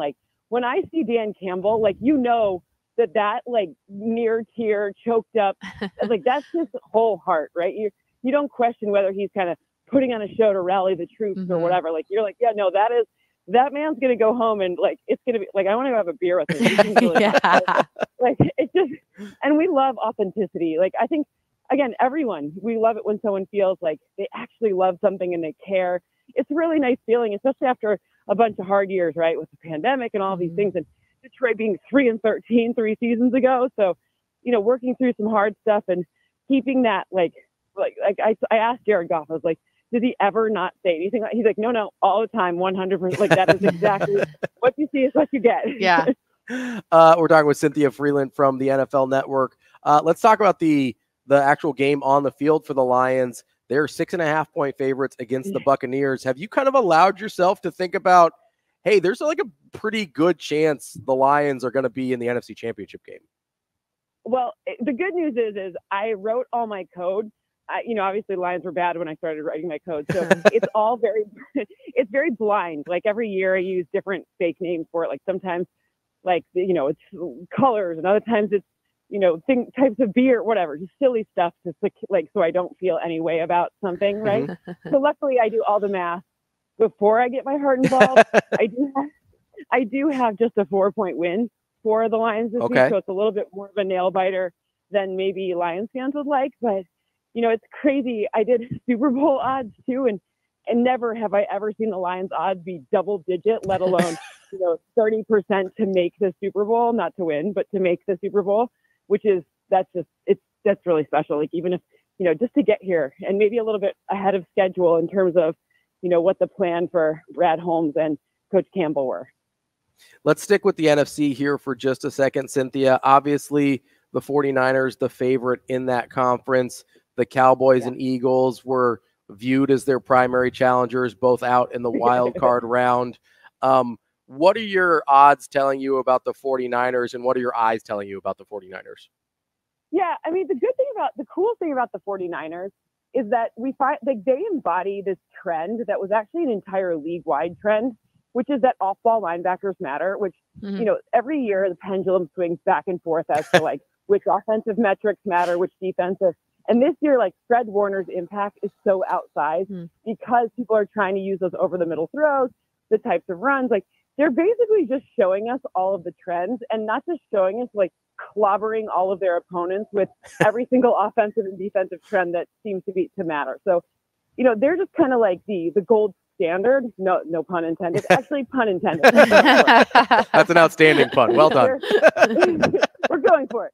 But they're like the gold standard in terms of what you should be doing and how you should be executing it, from offensive line play to, you know, even ISO. Like, you know, I think of ISO and I think of my high school football, you know, like, you know, we're running straight through that A gap, you know, and like that's working this year.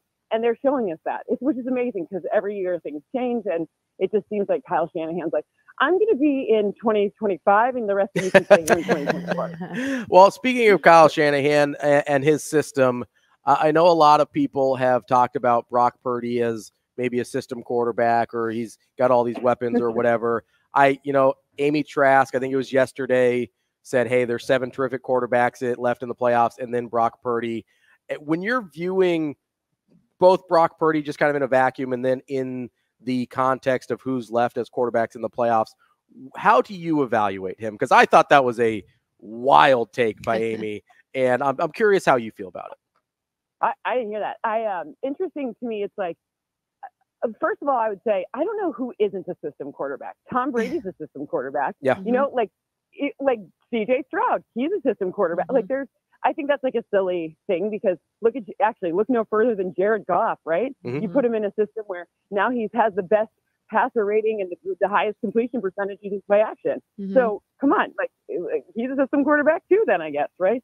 So whatever. But I think Brock, he understands the assignment and he's growing.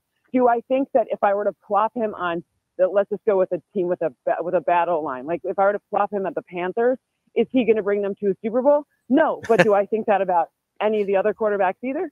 No. Maybe a Tom Brady because he could coach up the rest of the team, but I don't know about that. So I think Brock, it's more about like you get the chance to be on the team you're on, and you know, you saw the difference when his arm wasn't working last year in the NFC Championship game. So I think he's done an exceptional job this season. And I think to me, it's like, got to keep it going. Like as soon as you start seeing different defensive looks, how he responds is great. And he's not going to throw 4 interceptions against anyone again. Like, they're also weird interceptions if you go back and watch them. Yeah. Like some unlucky stuff with like a bounce off of a hand, like silly stuff that like you can't plan for.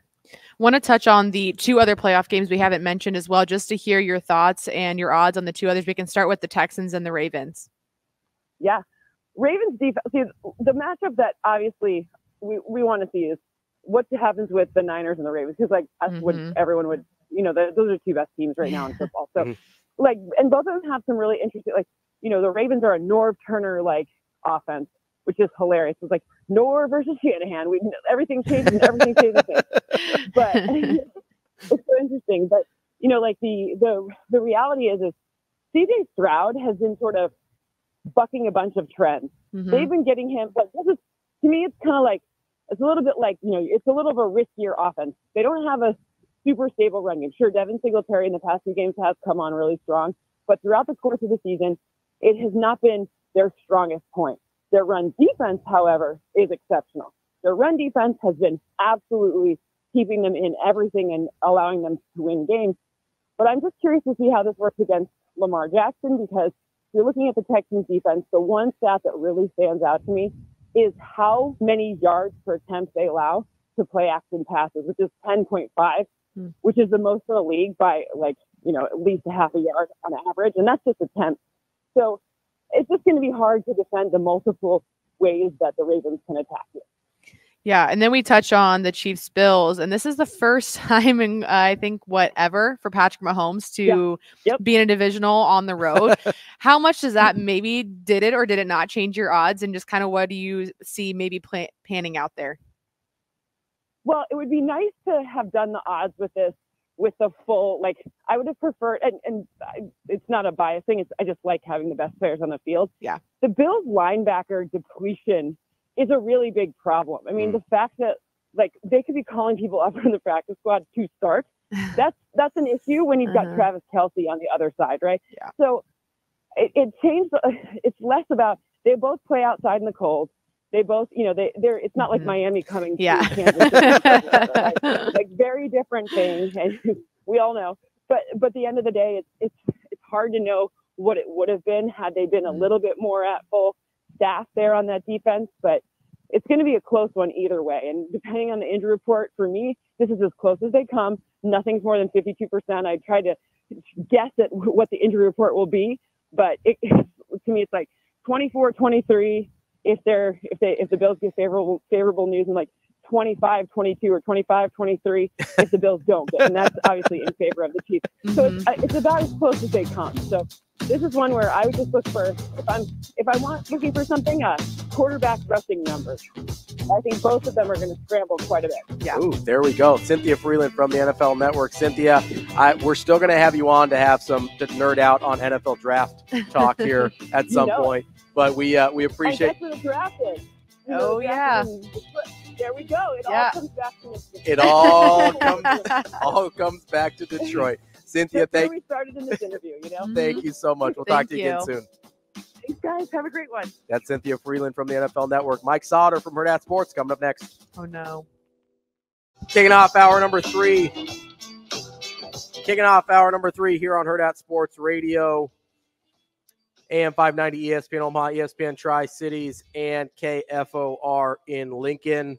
We are joined now. I'm Ravi Lulla, Avarie Howard. We're joined now by Mike Sautter from Hurrdat Sports, our senior basketball analyst, which is a title that he picked out himself. That's not true. 100% true. He actually is not advocated for it dramatically. They were like, we talked about it, yeah, but I didn't. He was just like, hey, can I just, we agreed on. We're like, hey, can we just call you our happened, basketball coverage guy? And he's totally like, no. In a perfect world, what would Mike Sauter's title be then? Mike Sautter. I don't know. It's a great question. Oh. Chief basketball the analyst. Person. Chief.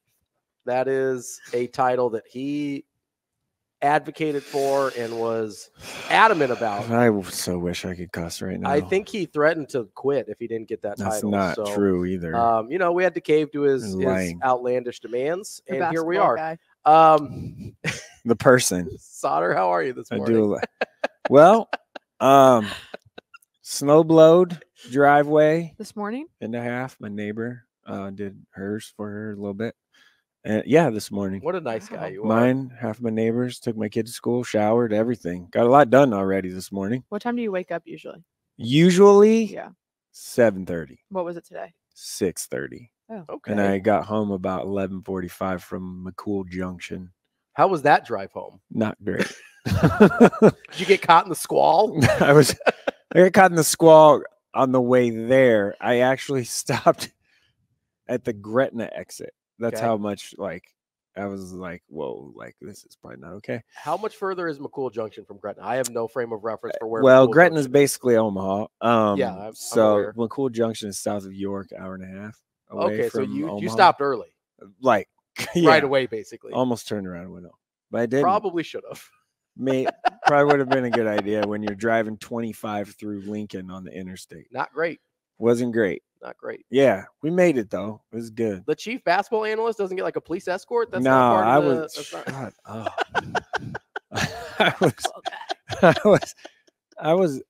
I was being very. Were you being cautious? Cautious. Yeah, I was being good. I was responsible. Being a good person. Good. Yeah. How was McCool Junction last night? I've never been there before. It was the first time I'd been there. No cell service, so they gave me the Wi-Fi password, the actual password, not the guest Wi-Fi, but the teacher password. Yeah, the teacher one, the good one. That's the admin, the teacher guy. That's the good Wi-Fi. The admin one. So I got that one. It was good. Didn't get any visual stuff because it wasn't happening last night. The lights were it was really rough. A little rough. I tried. You did your best. Who won the game? Osceola beat McCool Junction last night in a top 10 Class D2 battle. They won my Pinnacle Bank Game of the Week. Actually, it beat Millard North and Elkhorn North, which is tomorrow night. You're gonna go to that by 3,000 votes. It beat it.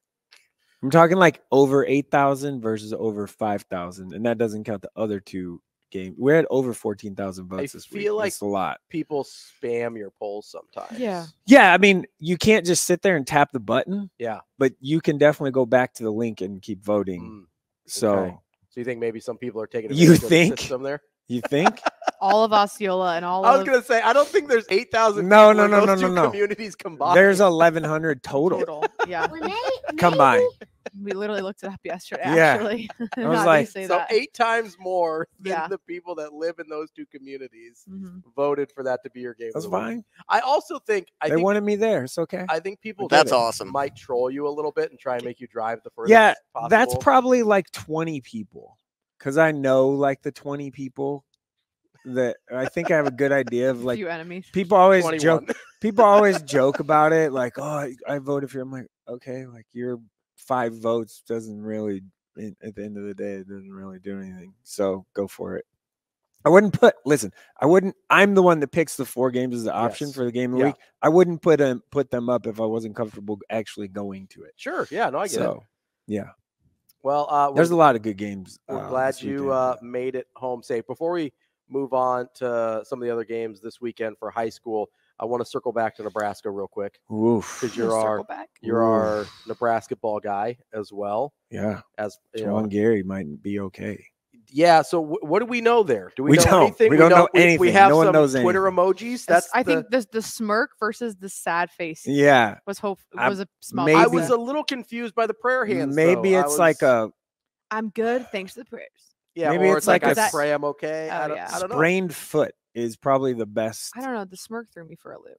Yeah, or maybe it's like, hey, I'm out for the year, but I don't need surgery or something. I don't Yeah, know. You know, like we'll find out today. Yeah, yeah. There's a media availability at 1:20 or something, and I'll be in Lincoln for that, and then come home and go back to Lincoln later tonight. But yeah, it is. Whew, it's huge if he is able to play. Oh, like, for sure. Not just tomorrow against No, but I Northwestern. mean long term and Yeah. not being out It- for the it remainder of the is season. definitely 2018 vibes if he's out. So yeah, they haven't played very well.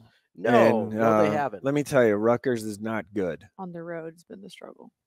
Yeah, I Yeah. mean it is just in the league. Everyone, I think it's Wednesday night.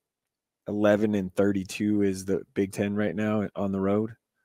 Wow. So Good. They're in good company at least. you're not winning on the road. You know, there's this thing now that people, I guess, have really talked too much about how in college basketball, just in league winning on the road is just so hard. Well, yeah, it's been that way forever. Mhm. But that is totally a game that Nebraska should have won, no question about it. Mhm. They let it. I don't even know if let it slip. That's being nice. Inexcusable is a word I wrote. It's probably an inexcusable offensive performance. When you finish 2 halves with, the first half was 6-34-24 without a field goal. Yeah. And then the second half was 9.5 minutes without a field goal. Plus overtime, it was a total of 12 minutes and change without a field goal against Rutgers, who came in to the game on Wednesday as the worst team in the league. They were 1-4, and Rutgers is tough. The Rack or whatever, Jersey Mike's place, whatever it is now, but it'll forever be known as the Rack, is a very difficult place to play. That doesn't But this excuse is what not happened. particularly Yeah. good. If the game was, Yeah. close, when I say close, if it was like a 2-point game back and forth the whole game, different conversation. Yes. Yeah. Totally different conversation. We're talking blew a 12-point Yeah. lead in the first half. Is 27-15. You had it a away. chance to Put it to just say boom, game away. over. Close the door. Like run it up to 20, 18, whatever, and they're not coming back. Same thing happened the beginning of the second half. They were up by 12 and looked like they had a chance to hammer the door shut, and Rutgers basically said, no, this is our house. Give me the remote back to the TV. Get off my couch. I'm going to sit down here. Like it was So disappointing. Yeah. At a minimum, it was disappointing. if I'm doing my math right, So we're talking about 19 minutes out of Without a field 45 goal. Yeah. that they played without a field goal. half the game, basically. Hard to win games that way. Yeah, it wasn't great. the number- and the 25 offensive I rebounds. was just gonna say that's the number that I think is the most shocking because those are second chance points that unbelievable. times 25 times basically. Yeah, unbelievable. Like that's just unacceptable. And Coach Hoiberg brought that up in the post game, Yeah. like on the radio and in his Mhm. like 3 minutes of press conference stuff. It's just I really got to be careful on what I say about that. So yeah, I'm trying, Coach. I'm really I mean, you're trying. talking about, so they missed Rutgers missed 48 shots. They rebounded 25 of those. Yeah. That's what over I'm saying. Like 50% of like second chance points. Part of almost that put back up. Part of that too is Rutgers. Oh, they're just not good. Offensively in particular, they take some really bad shots. And they have some bad misses. Yeah, and which turns into bad misses and the bad long twos, yes, deep threes, contested threes turn into long that misses. Gets you to like 12 to 15. Yeah, but that they turn into long, tougher rebounds, right? But it's still so your guards got to rebound in, or somebody. And Bryce Williams actually did a nice job of rebounding. But Bryce Williams had a really he was great. But you know, the Jawan, people are pointing to that. Yes, hey, if Jawan plays the whole game, doesn't get hurt or whatever, if he's in the whole game, he probably grabs 1 or 2 of those rebounds. Yeah. And they win the game by 2, 3, 5. But he wasn't. You can't excuse that. They won games earlier in the year. Yes, the opponent wasn't near as good, but they won games without him earlier in the year. Mm-hmm. They need Josiah Alec to play better. I'm not saying score more points. I'm just saying like play I need his role better. Be more of a dominant force. I need you to Dennis Rodman or whatever. Like I need you to get me 6 to 10 rebounds and 4 points and 5 fouls. That's what I need you to do. I need more rebounds than fouls. Though. Yeah. I need that for sure. Yeah. From him. That's what they need. Mm-hmm. And Rink, I don't know if he struggled again. I mean, Big Cliff he's really good. Yeah. Like but Rink is kind of supposed to be the guy that can hold up to those types of guys. The one thing that I know as well that I always went back to when we asked Rink Mass at Big Ten Media Days, we're like, "Hey, you're coming from Bradley," and you know, his answer was yes. You know, the Big Ten, Zach Edey, those guys, they bigger guys. The one guy that he mentioned, he even said Big Cliff, and I'm like, oh, you know that you brought up the Rutgers post, is something, right? So he knew what he's getting into. Maybe it's a little intimidating. Yeah. But it still is. That's 2 games now that they could have had road wins. Yeah. Minnesota, they should have won that game for easily should have won that game. I mean, you're talking about blowing double-digit leads in both of those games on the road. Yeah. Like I mean, it's not really acceptable. So we'll see. Tomorrow's a big game. They got to win. They got Northwestern at home. Yeah, Boo Buie is probably the best point guard in the league. Maybe one of, right. He's up there in the conversation. They got to protect home court now. Like you just winning. It's a non-negotiable. Yeah, winning on the road is going to be hard. And if you can't get the wins against Rutgers and Minnesota, you basically have to totally clean up at home. Yeah. So before the season started, I even said, hey, they got to go 9-11 at least in the league to have a shot at the NCAA tournament, just based on their schedule, because they're going to rack up all these wins. Well, they did. So, at least 9-11. You have to. You can't go 8-12. Like that's just, if you go 8-12, you're going to the NIT. If you go 8-12, you need multiple wins in the Big Ten tournament. Yeah, 2 or 3. Yeah. And if you go 9-11, you probably don't. Big Ten tournament could get weird. Because I don't know that there isn't like I'm not enamored with anybody. Yeah, really. Wisconsin's a top 12 team, and it's like, are they? And they don't pass the eye test as a top 12 team for most years. Like I get it's a weird year, right? And Michigan State's down, but by then they'll it's Izzo. Yeah, do you really want to play Michigan State on that? Illinois is probably the best team right now. Yeah, maybe. I mean, right now, I don't even know what to do with Purdue. I don't know what to do with them. Yeah, it's weird. Like they should be better. Like they should be the best team. Like Northwestern beat Purdue too. That's what I mean. Like their losses are to Northwestern and Nebraska. Yeah. So it's not like they're losing to Wisconsin and Illinois. It's Northwestern and Nebraska. So yeah. And that's not. I mean, listen. I know Nebraska's having a nice year. Northwestern is having a nice year too, and like you said, they got Bowie, who's a really good player. But you're not, if you're Purdue and you are who you're supposed to be, who you think you are. Like, you can't; those aren't games you lose, right? Yeah. So that's and Northwest. I mean, back to Northwestern tomorrow in Nebraska. Fred Hoiberg's never beaten Northwestern. That's the weirdest thing. Wild to say out loud. I was just gonna say, putting that out in the air. Yeah. He was a little wrong. It's a little weird, right? Like, I mean, I get it. Chris Collins has been all right. He's a nice coach, but Thank you, guys. You're welcome. It's Northwestern, man. Thanks, bro. Like, that's one of the even since Nebraska's been since Fred Hoiberg's been here, like, Northwestern's always one of the beatable teams on your schedule. Like, when you're looking at the schedule, you're like, hey, maybe we split home and away with Northwestern. You probably live I feel like with we that. just entered a Husker football conversation. You should. Well, at what point? Time is a flat circle. We all just keep. At what point is Nebraska? Did Nebraska and Northwestern become a rivalry thing in every sport? Weird. Apparently, well, football and basketball. It's like that should not be a thing. No, like, it really shouldn't. It should be like, yeah, we're just, we know we can handle you, like, and it's a thing. Like, it's so weird. It's like the battle of the ends or something. The weird ends. I don't know. It's the NU battle because they get real upset. Oh, whatever. About that is so dumb. Listen, they get real up in the arms about it. UNL around here when it's totally not. It's the dumbest conversation ever. Like, is it dumber than the conversation about you picking your own title? Yeah. Okay. No, it's not actually. No. Like, Northwestern is not NU. Like, sorry.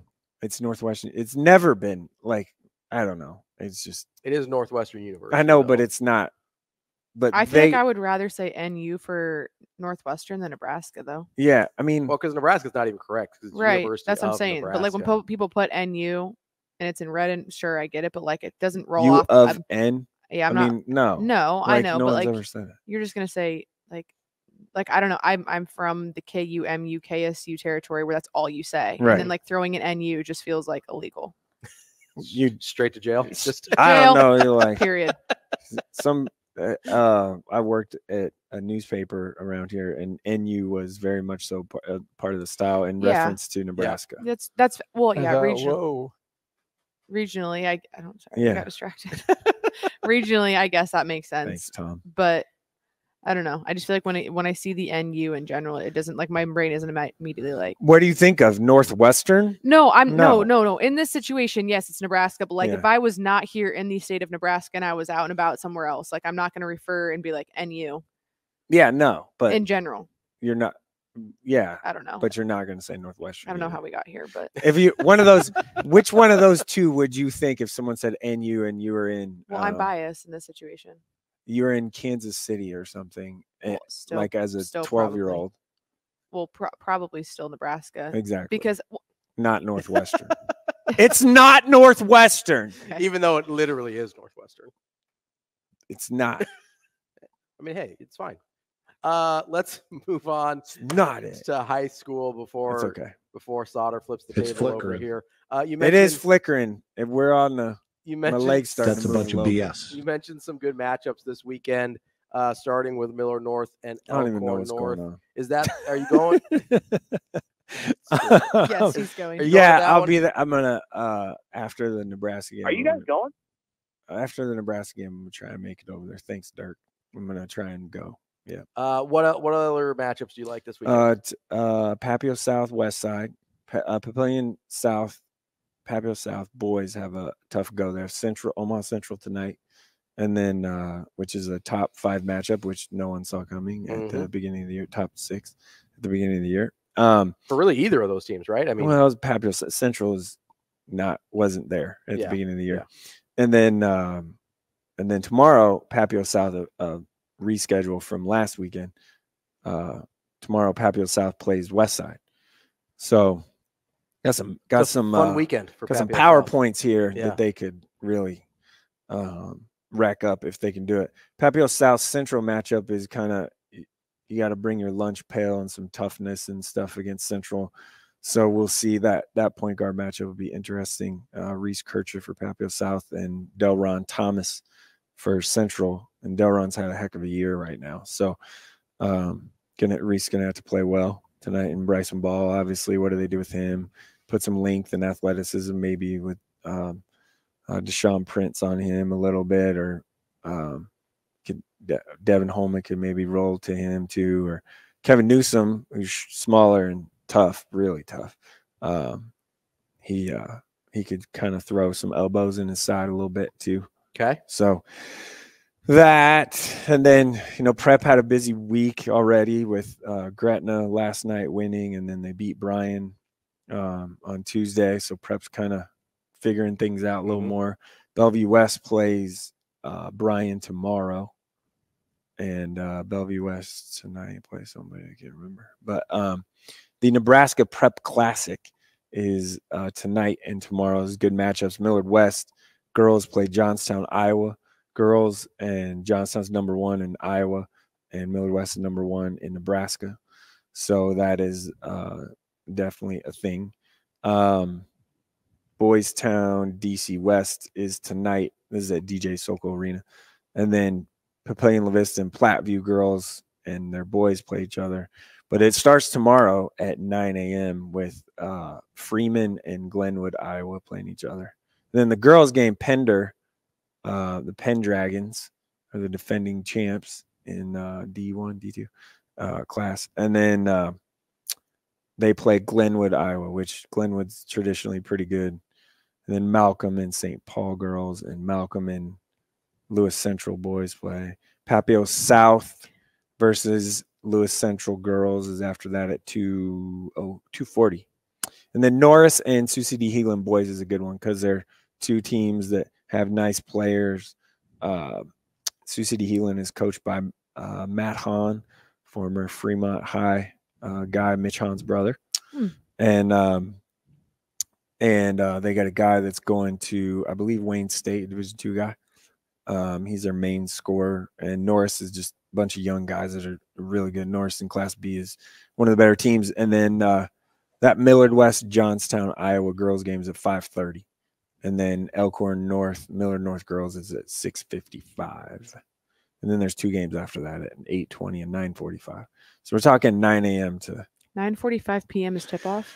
Yeah, Who? that is North Bend and Tri-Center, Iowa girls. Wow. North Bend Central. So that game's wrapping up at what, like 11:15? Yeah, I was just gonna say the last handful of years I've been sat in the gym, the whole day for this, and that 9:45 game definitely does not tip Starts off at like 10:30. Yeah, it's definitely not 9:45. So you're gonna be there from like probably 8:30 a.m. to midnight.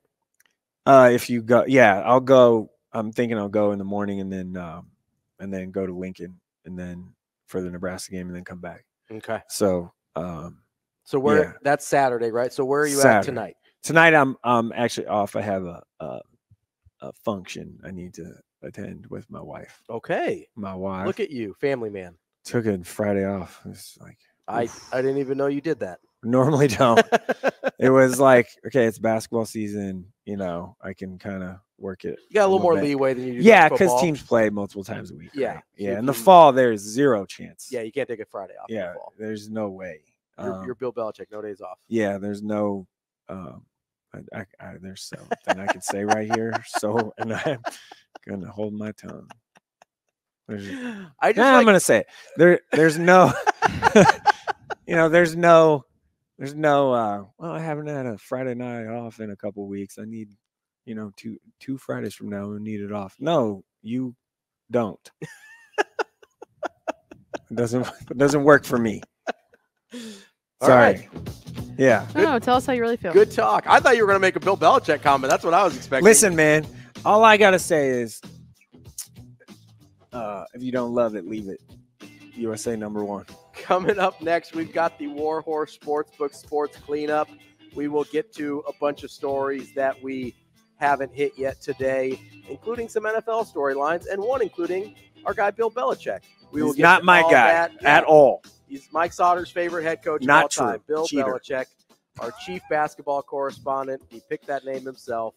We've got more Hurrdat Sports Radio coming up next. Welcome back to Hurrdat Sports Radio here on AM 590, ESPN Omaha, ESPN Tri-Cities, and KFOR in Lincoln. It's time for the War Horse Sportsbook Sports Cleanup. It means it's also time to remind you about the War Horse Festival of Games. They've got a $100,000 prop card challenge and a $20,000 cash or free slot play drawing. All you have to do is be a War Horse Sportsbook Rewards member, War Horse Casino Rewards member, and for every $50 sportsbook ticket that you have between now and February 1st, you get an entry into both the prop card challenge and the $20,000 drawing. The prop card challenge is super easy. It's for the Pro Football Championship on February 11th. All you got to do, get all your props right, 25 for 25, and you've got a chance at $100,000. But if you're like our guy Andrew out in Vegas right now and probably going to go He's like in Vegas? He is. Probably going to go like 0 for 25. Don't worry. You still get a chance to win $20,000 in the drawing. You don't have to get any of them right for that. Is this his own batch strip now? Can we Can't hear ya. get her mic on, Shano? Shane? Yeah, it's on. Go. There we go. Is he? Now Is he? you're on.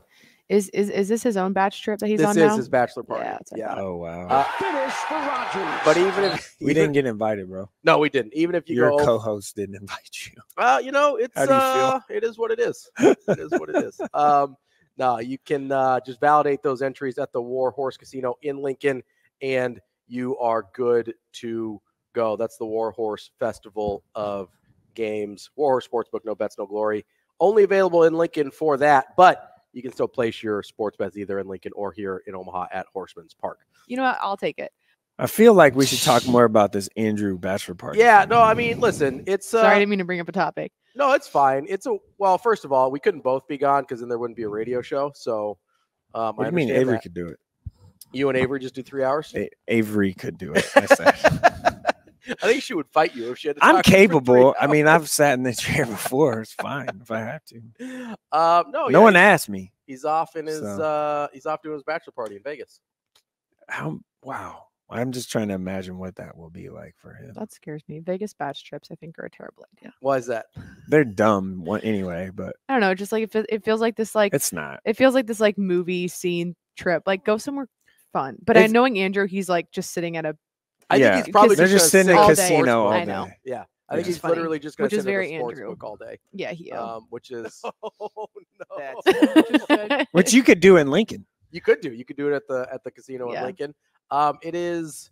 Yeah, no, I've actually never been to Vegas. Whoa, ever in Ever. your life? Mm-mm. Eva, Haven't been. Eva, Really? Have I Eva, Eva. ever? No, I haven't. Wow, in July I saw the sun come up in Vegas. I walked out of a Denny's and I'm like, oh, the sun's up. That was a classic show right there. Oh yeah, I had to jump on the show and with like literally no sleep. Why were you there? Basketball. AAU basketball. Oh. Yeah, they have a big AAU basketball stop in Multiple. Vegas. Yeah. But I was just like, all right, I guess I'm just gonna stay awake for the show for my radio hit. I'd like to go. I've just never had a reason really to go. Scary. I remember I showed the sphere. I took my computer and I was like, here's the sphere. The sphere? The sphere? The dome. Yeah, you They call seen it the that? sphere. Yeah, I 'cause have. Got Okay. it. Got it. I like. I didn't know it was there in June. I thought this was new. Or This no. is July. Oh, I mean, Yeah. It was it's new this definitely year. there. It I thought was definitely fall, a but thing. Okay, yeah, true. It was I think it definitely like opened officially. in the the fall. outside of it was Got it. definitely had NBA Summer League thing Oh, pasted yeah, yeah, all yeah, over you're it. right. So Okay.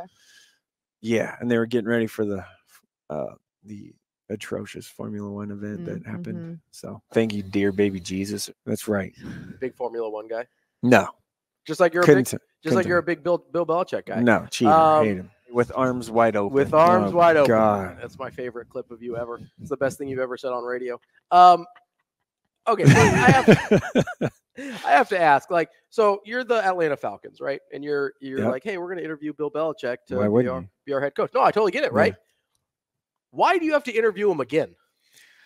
I think you just have to go through the process steps of stuff. Okay, but they're isn't not- there NFL rules with that? You're not interviewing Jim Harbaugh twice in LA. Jim Harbaugh is going to San Diego. I feel Los very Angeles. good. Or whatever. No, that's same what I thing, mean, though. But like Chargers. having a That's second so hard. interview for an NFL head coaching job is unusual. That's weird. Also, I think this is what I think about the Falcons. I think if Bill Belichick went there, it would be not great. Because they basically going back to what he just left with quarterback, very much so question.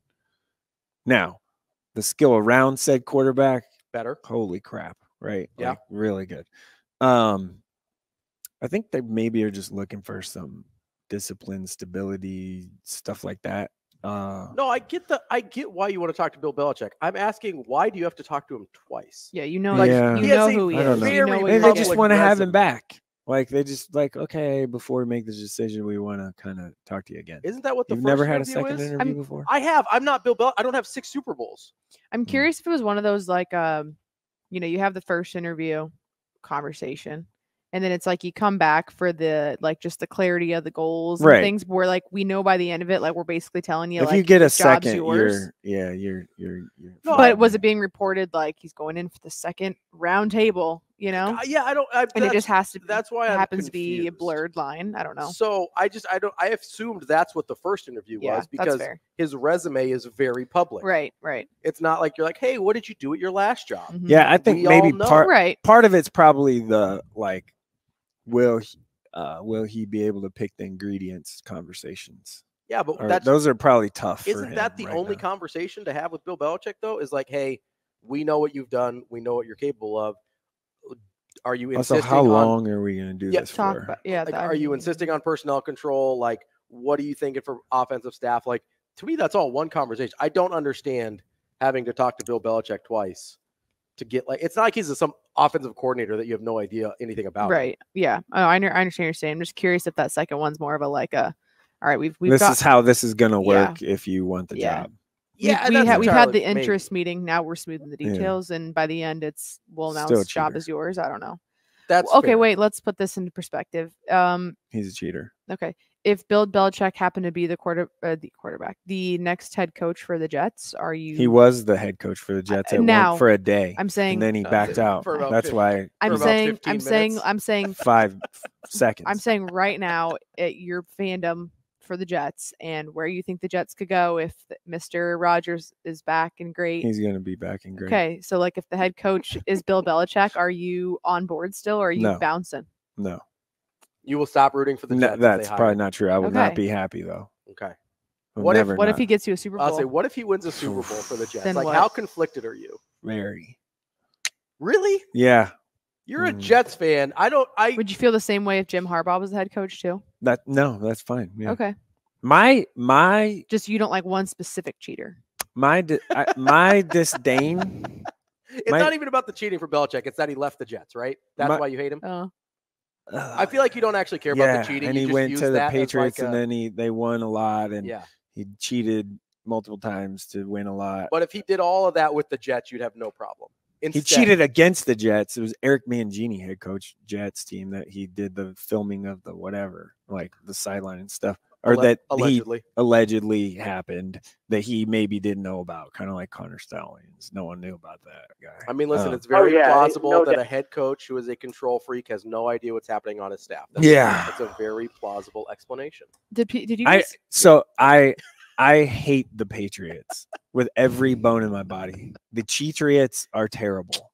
I hate them. Yeah. And it's because I'm a New York Jets fan. It's frankly because they've won so much. That's because they beat your guys' butts. And up part of the down. Belichick thing 20 is years. like he was supposed to be. Imagine if he would have stayed being the head coach and would have been the You head guys coach for might have 20 years. drafted Tom Brady. Probably not, but How great would that we have still would have at least won. I mean, we would have maybe made it to a Super Bowl in that 20 years. been? Maybe. You have to understand the Jets' best 2 years of my life. I am 44. I Mark was born Sanchez, in baby. the 70s. they were 5 was- and 7. Was No, they had the was San- when in had the 2009, Sanchez. 2010 when they made the AFC Championship game back to back Rex Ryan with and no Mark offense Sanchez. at all. Yeah. Hey, Yeah, you Rex put some Ryan. respect Bart Scott, on Mark can't wait. Sanchez's name. See you in Pittsburgh, mother. You can't say that on air. I know. Can't say that. I actually sent that to our boss, who is a Patriots fan, Yep. because it was the anniversary of the other Of day. Bart Scott. Yep. Yeah. You know, today's the anniversary of the Michael Crabtree, Richard Sherman, the Oh, really? Richard Sherman, Aaron Andrews interview. Interesting. Yeah. She has a great podcast clip about that. Her podcast, Really? she broke it all down and she like goes back and like listens to it and like dissects it, and it's actually really interesting. I'm still furious that they threw a fade pass in that situation. Belichick, That's okay. go ahead and go to Atlanta. Ruin those guys. Very bitter Mike Sautter here. Hate 'em. That is your Warhorse Sportsbook Sports Cleanup. Make sure to get entered into their Festival of Games, $100,000 prop car challenge, and $20,000 grand prize drawing. Coming up next, we're going to wrap up the week with our friend Matt Vrzal here on Hurrdat Sports Radio. Wrapping up the show here on Hurrdat Sports Radio, AM 590, ESPN Omaha, ESPN Tri-Cities, and KFOR in Lincoln. I'm Ravi Lulla, Avarie Howard here with me. Mike Sautter sticking around for the end of the show, as we always appreciate him doing. And, of course, Shane Chilberg producing. We are, I think, joined now on the Warhorse Sportsbook hotline by our guy, Matt Vrzal, former Husker and owner of Paisan's Pizzeria. Verz, how are you, bud? Good, boys. How we doing? Oh, we're not too... Avarie's here too, Matt. Not just me. And That's female. okay. That's okay. Yeah, boy. Avery. I don't know if I've ever met Avery. Yeah, we've never met. Oh. Well, I think she big timed me though down at the state championship. Whoa, Oh, no. whoa! Did you big time Verz? When? Where? At He the said- If you don't like mildly overweight bald guys, I totally get it. No, I wasn't at football state this year. Yeah, Oh, you weren't? wrong No, person. probably Might have been Anna. Anna might have big time Yeah. too. You're Anna thinking might have of big it. time too. But Anna. Tough crowd. I'll put Tough that crowd. put that blame right on Anna. What's your story, Avery? Oh wow. What's my story? Yeah. The brief synopsis. I'm from Kansas City. I got into Omaha because I played soccer at Omaha and got into sports reporting and broadcasting there, and now I'm here. What position you play? I played outside forward or outside mid, depending on the formation. You got an EPL team? Huh? No, I do not actually. You- I know. Really? She's not a real soccer person. Yeah, Verz, I do you have an know. EPL team? I wish I've actually said this. I said that I never really like connected to a team at a young age, so it's been hard to like pick and follow one, and the times are always wonky. And so if I had one like I firmly connected with, I think I'd actually be into it. Because when I catch a game, I really enjoy them. So now, do you go down and watch KC play? I used to a lot. Yeah, when we were actually pretty decent, we've kind of been Yeah, But that falling off a little bit. yeah, atmosphere is great though. What's so. his name's coming to Oh, yeah. Kansas City? Who? I'm gonna say, I heard that stadium is a banger down there. Like I heard they go. Yeah. Yeah. Verz, No, are you Messi guys coming. Whatever. that Oh guy's yeah, name they're is. gonna play in Arrowhead. I thought Yeah. no, that. Oh, they are. Yeah, they're gonna play at Arrowhead. Yeah. I want to go to that Ooh, for sure. We should take the team down. Let's go. It's been in discussion. There we go. Verz, Yeah, you can have Avery show you the town. Yeah, there you go. Your boy is out on that one. do you have an English Premier League team, Verz? Oh, yeah. I'm a Man City guy. Man City. So I started watching a buddy of mine in about 90, probably been around like 98, 99.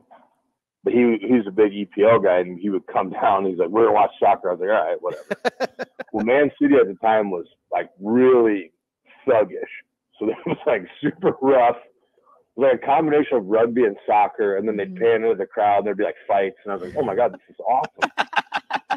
And then the oil money came in and bought them, and now they're awesome. And so everybody thinks I hopped on the bet. I got into it a couple weeks ago. The guy, he had a Man United shirt. I was like, "Nah, dog, we're City joints." Verz, If you just don't watch the ball, soccer is really cool. And all of, but that's the reason I say that though is all of the Chicago Bulls offense was based on the triangle principles of soccer. Mm-hmm. Yeah. There you go. And Back cuts, tic-tac-toe, all that stuff. Verz has a German hockey league team that he's a fan of, or something like that. Swedish hockey league team. What is it? I just like gambling on those. Yeah, whatever. I have no affiliation to any hockey team but the Chicago Blackhawks. Verz, I appreciate that you're a Man City fan back in the day before they got good. So, no, that's cool. I don't even know what that means. Well, so they, like you said, the oil money. It's okay. I don't need to know. We're good. Mike's too cool for soccer, guys. It's not true. Soccer. I go to the state soccer tournament every year. I'm a Liverpool guy, actually. I enjoy the Reds. That figure. This is okay. Why does that What are we- figure? can we- Why does that figure, Verse? Football. No, you probably know this name. I saw a highlight video in college or late high school maybe of Steven Gerrard from Liverpool, and I became obsessed. I couldn't get over it, so I've been a Liverpool fan ever since. That's fair. Verse did Well, Avery, nice to meet you via the radio. As well. We'll have to bring her into the pizza joint sometime, Yeah. and you guys can meet officially. wings are There you go. phenomenal there. The wing, Verse knows my order there. The wings are phenomenal. What is it? Verse. They're just Mikey gets 10 buffalo oven baked Yeah. with ranch. No sauce. We no know that, no yeah. ranch, no nothing. Just I just raw. put ranch out there because I know he doesn't want it. Uh-huh. Yeah. That's Yeah. even better. I don't think I've ever had Yeah. the wings there, Verse. I think that might be the one thing I haven't had. They're great. Yeah. Huh? They really are Mikey's good. daughters get a 14-inch hamburger pizza. Yep. Yeah, they do. I've They been- go there My without two me. girlfriends. They go there without me. Oh yeah, they got grandma works. Yeah. Grandma, Yeah. And they're just like, yeah, grandma's gonna take us. yeah. So they'll And show up without you. I'm like, oh, dad's not coming today. Like, nope. Yeah. I'm like, all right. And it's Matt's Pizza Place, not anything Aw. else. Yeah. So Yeah. Good work. yeah. I have gone in there a couple times for like a quick bite without my wife, and she was very upset at me. Yeah. I've learned my lesson. I'm not allowed to go solo anymore. Just do a team so lunch outing. We should. We should Yeah. do a team lunch outing. Verz, I got a question for you. Did Matt Rule stop by yesterday for lunch when he was in town, or no? He could have. I had to go run some errands at about it's probably about 12:15. Oh. But staff, I feel, would have told me that. So I'm Yeah. going to go with a no. How do you feel about him? You know, like coaches obviously are making their rounds around the city and state right now, and you know he's doing a good job, I think, of targeting the specific places that he needs to go. Obviously, he went to Lincoln Southwest yesterday for Jackson Carpenter, who they've offered, and then they offered Millard South's Isaac Jensen yesterday after Matt Rule went to Millard South yesterday, and then Millard North, Vermont, Newberry offered them, and then obviously Millard, and then he went to Omaha North for Tyson Terry, which obviously makes a lot of sense. How do you feel he's done locally here as far as recruiting?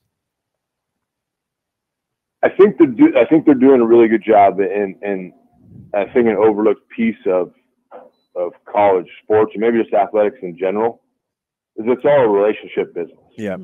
Now, they're just trying to get out, and they're new here. Yeah. You know, and they've made their quick rounds, and there's some coaches that really, really want to talk to them and tell them how great their programs are, and there's some coaches just like, yeah, we'll get a hold of it if we got people.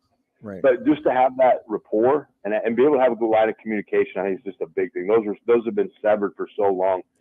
And it isn't that you're going to have a kid for them every year.